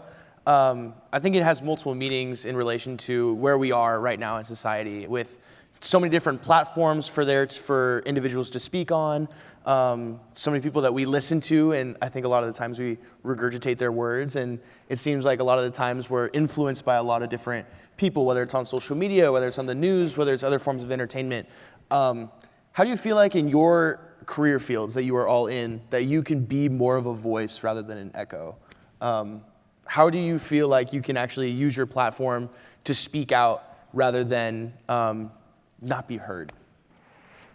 I can start with that. I think and specifically in education, I feel like when you've talked to this wonderfully, a lot of times when you're younger, you're less experienced, you're maybe told to take a back seat, you're maybe told that your opinion is not as valid, that your insight won't be as valid. Just wait till you get older. And again, there's value in cultivating more experiences, but what you guys have to say and in what you have experienced so far, like, it truly matters and it makes all the difference.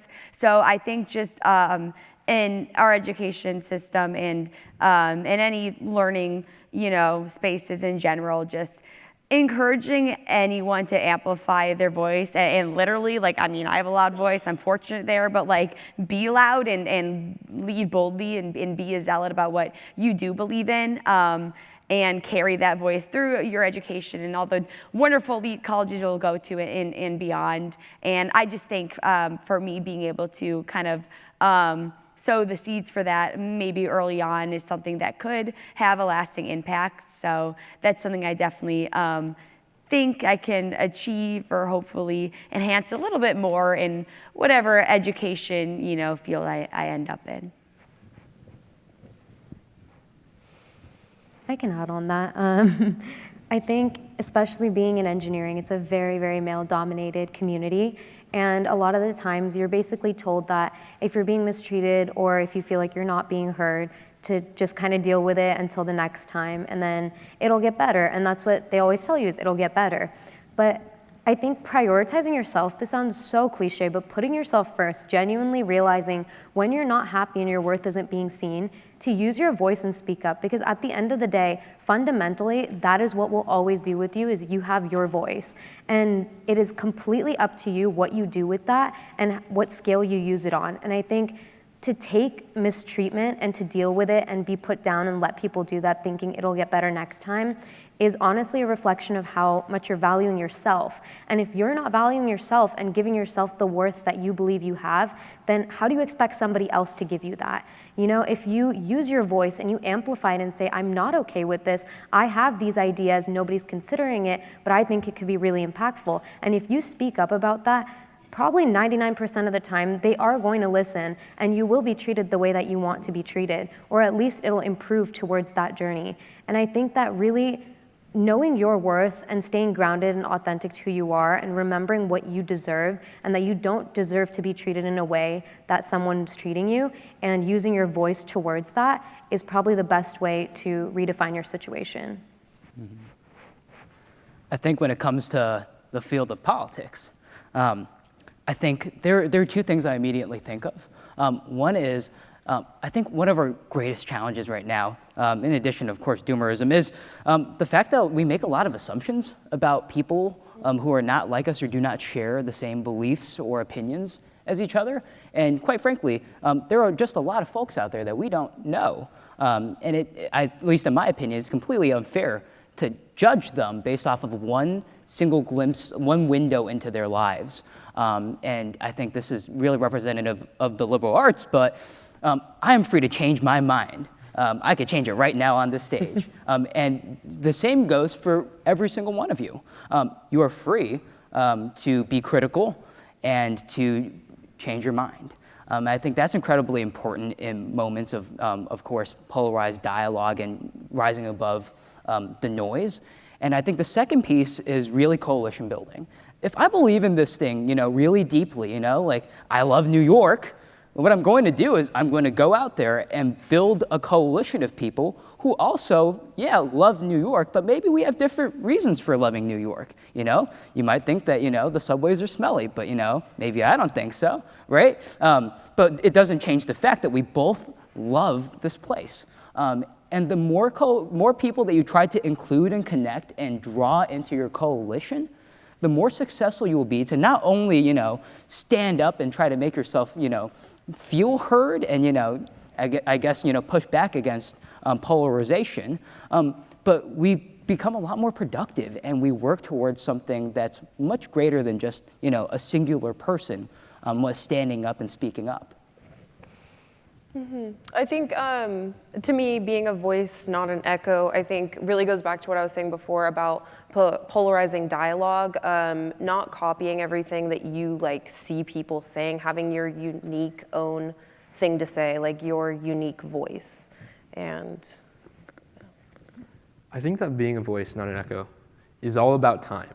Like, every one of us has a set amount of time that, especially when you get to college, even right now, you're dedicating to particular tasks, right? You have a goal, or like you want to get into college, or when you're in college, you want to do well in your classes.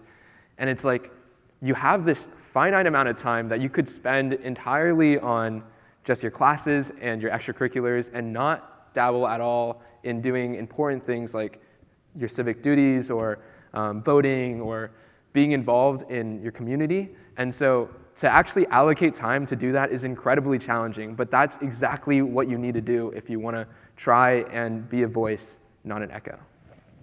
I think one thing that helps, especially in like our modern context with so many current events going on, is being able to touch on like other people's political viewpoints. So for instance, like I consume a lot of, you know, I want to say like news in a certain political area of the spectrum.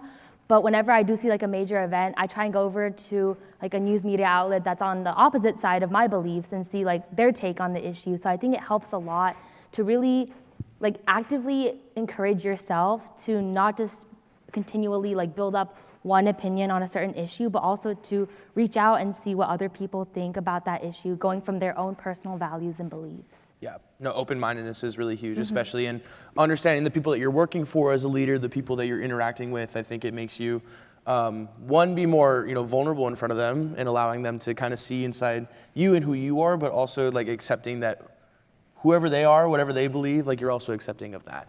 Well, this is a leadership summit after all. I'm going to talk about one little topic. I believe, you can disagree with me, that nobody is born a leader. I don't believe that we're just, I didn't come out of, my mom, and I wasn't I was a crybaby, I was a big chubby one. I was not like leading an army or anything like that.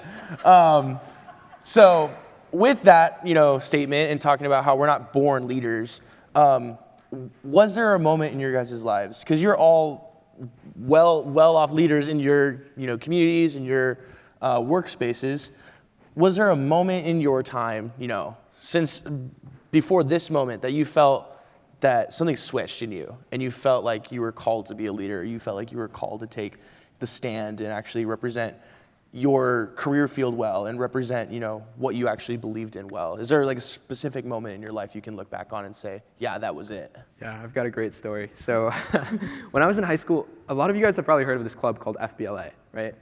How many of you guys have heard of FBLA? Okay, yeah, so it's like a business type of club, right? And when I was in FBLA, there was a position for state president. And this was sort of like my first year in FBLA, and so I didn't realize how big of a deal it was. I sort of saw it in my school, and I was like, oh, this is cool. Let me sign up and apply to like run for this state president thing, right?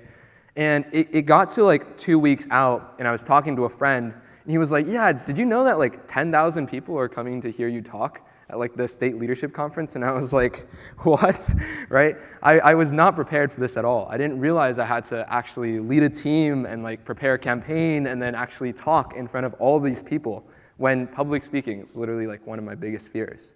And so I had to sort of just switch into gear, and I was thrown into it, and I had to figure it all out. I had to assemble a team. I had to inspire a bunch of people to work with me over the weekend to develop a campaign and a speech.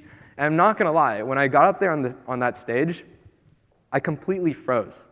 All of these 10,000 people watching me, it was like one of the worst moments of my life. I just froze, and I didn't know what to say or do.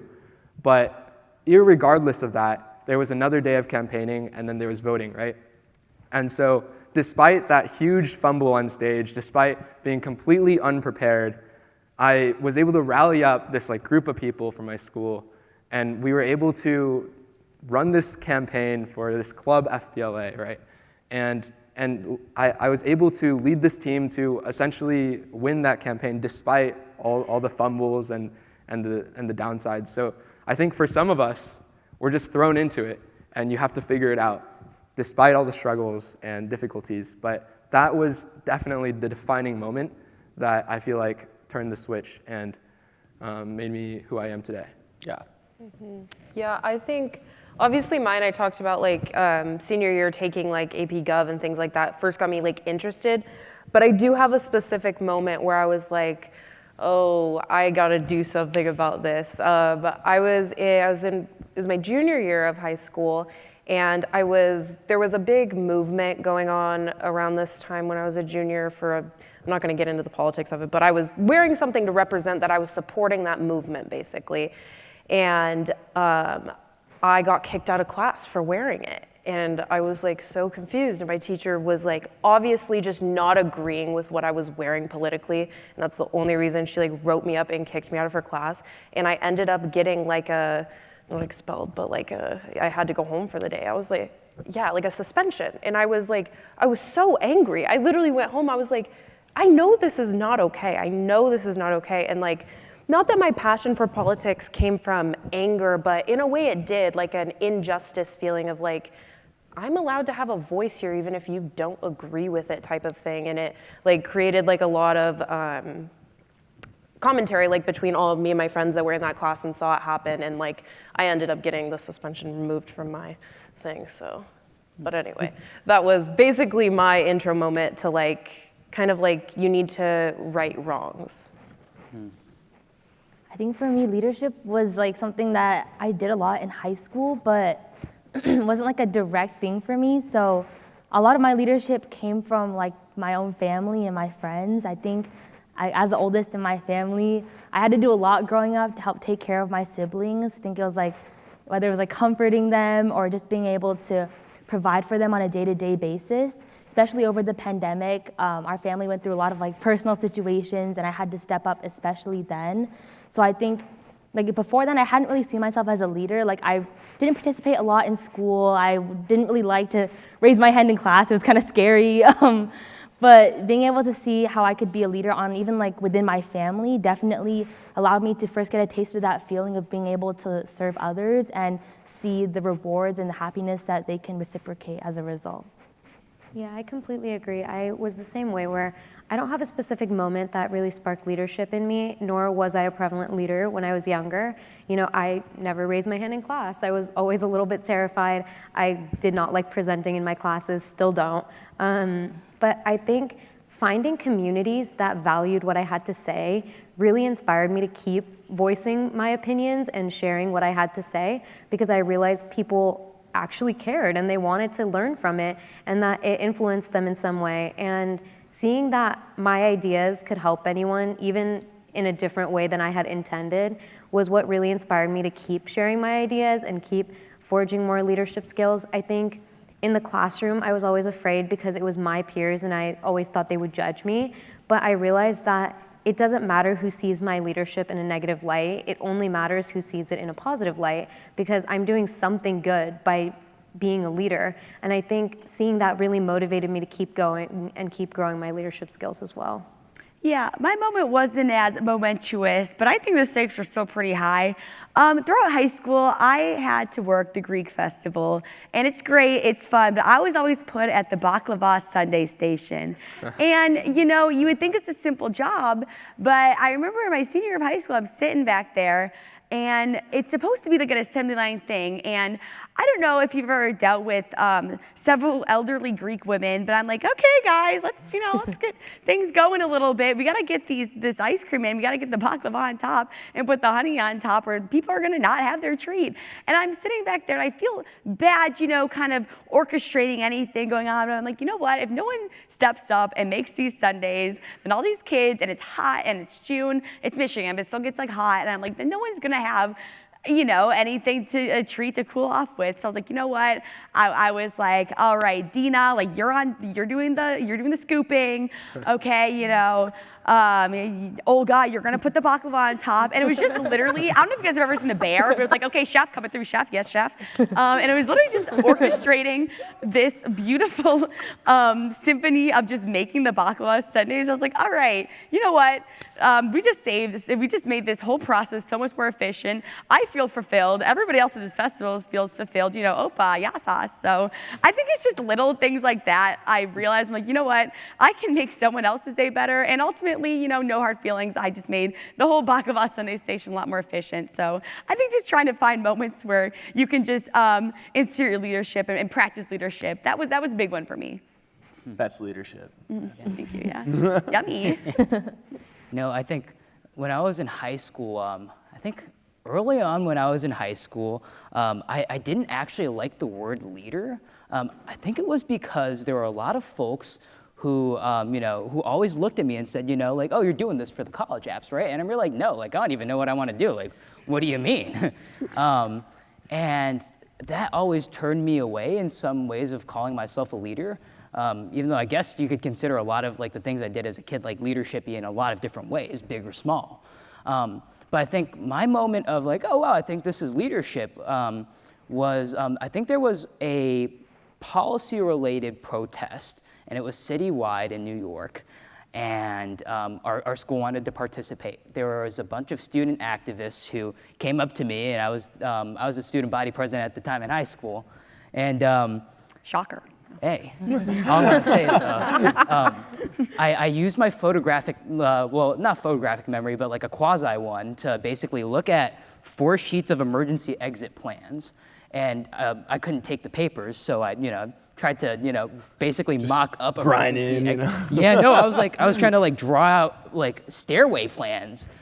Because we had to figure out how to get 650 high school students to this location through the subways, you know, a mix of walking and subways, in one piece. Nobody's left behind, and nobody goes missing.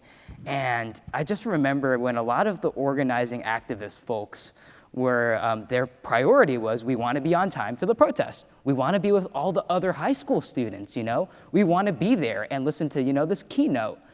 And I was like, cool, but I was like, what if I told you I don't care? My priority was, I want every single last person that comes with me to leave in one piece, and we leave nobody behind. And those two conflicting, seemingly, philosophies and approaches to leadership was what really gave me my definitive grip on. If I wasn't in the room, there was a good shot that we would have just left a bunch of people on the train, and you know, this was before like a lot of people actually had, you know, some people had like flip phones, but I guess not everybody had smartphones when I first started out in high school. So there would really be a risk of, you know, high school students getting lost in the city, you know, skipping school, not to say the least, to participate. And I don't think I would be able to, you know, go look at anybody in the eye and say, you know, I did a good job, we did the right thing, if even a single person under my watch went missing. But yeah. Yeah. So, as we're coming to the end, I mean, we have close to 8 minutes left.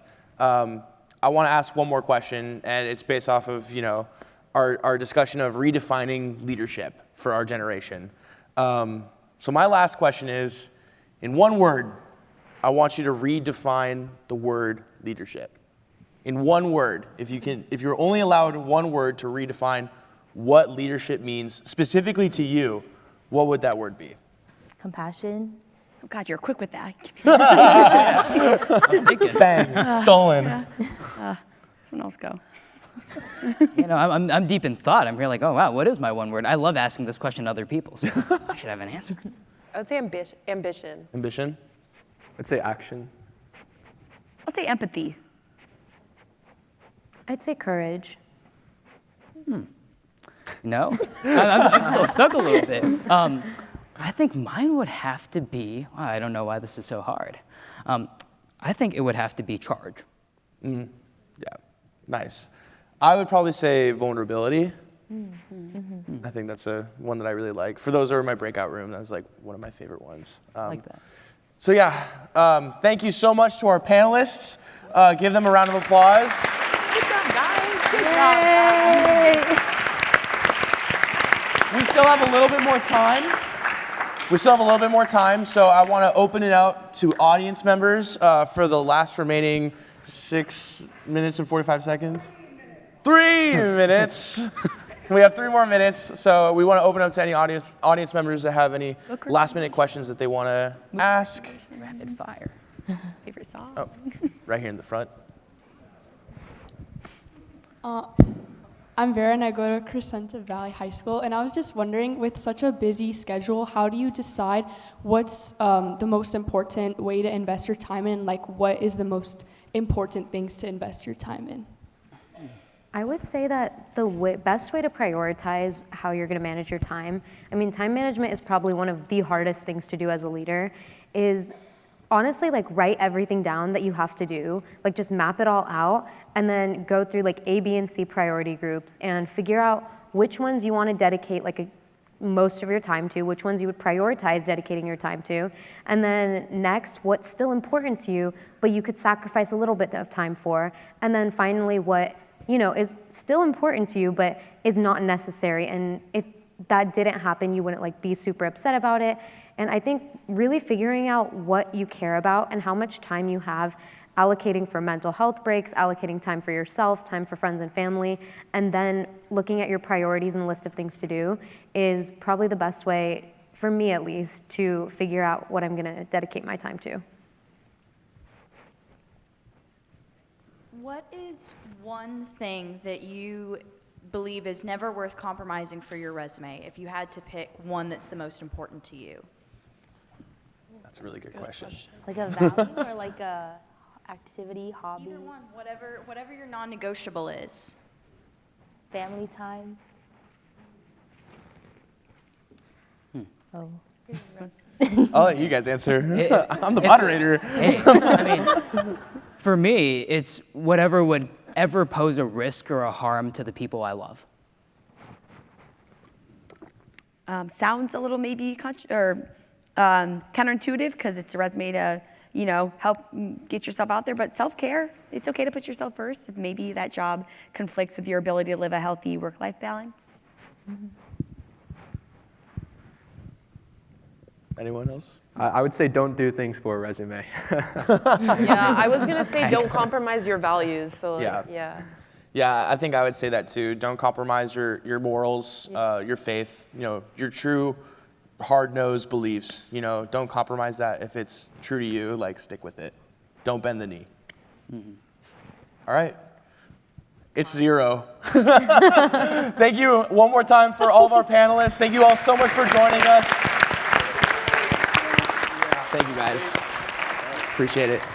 Okay, panelists, don't go far, because I know you just finished clapping for them, but I want to read all of their names, and then I'd like us all to do a standing ovation for these leaders here and the brave and brilliant young people that dared to share their stories today. So while I'm announcing them, please stand, and at the end, we'll all loudly and roaringly thank them through applause. Wait until I read all their names. You can stand up, but here we go.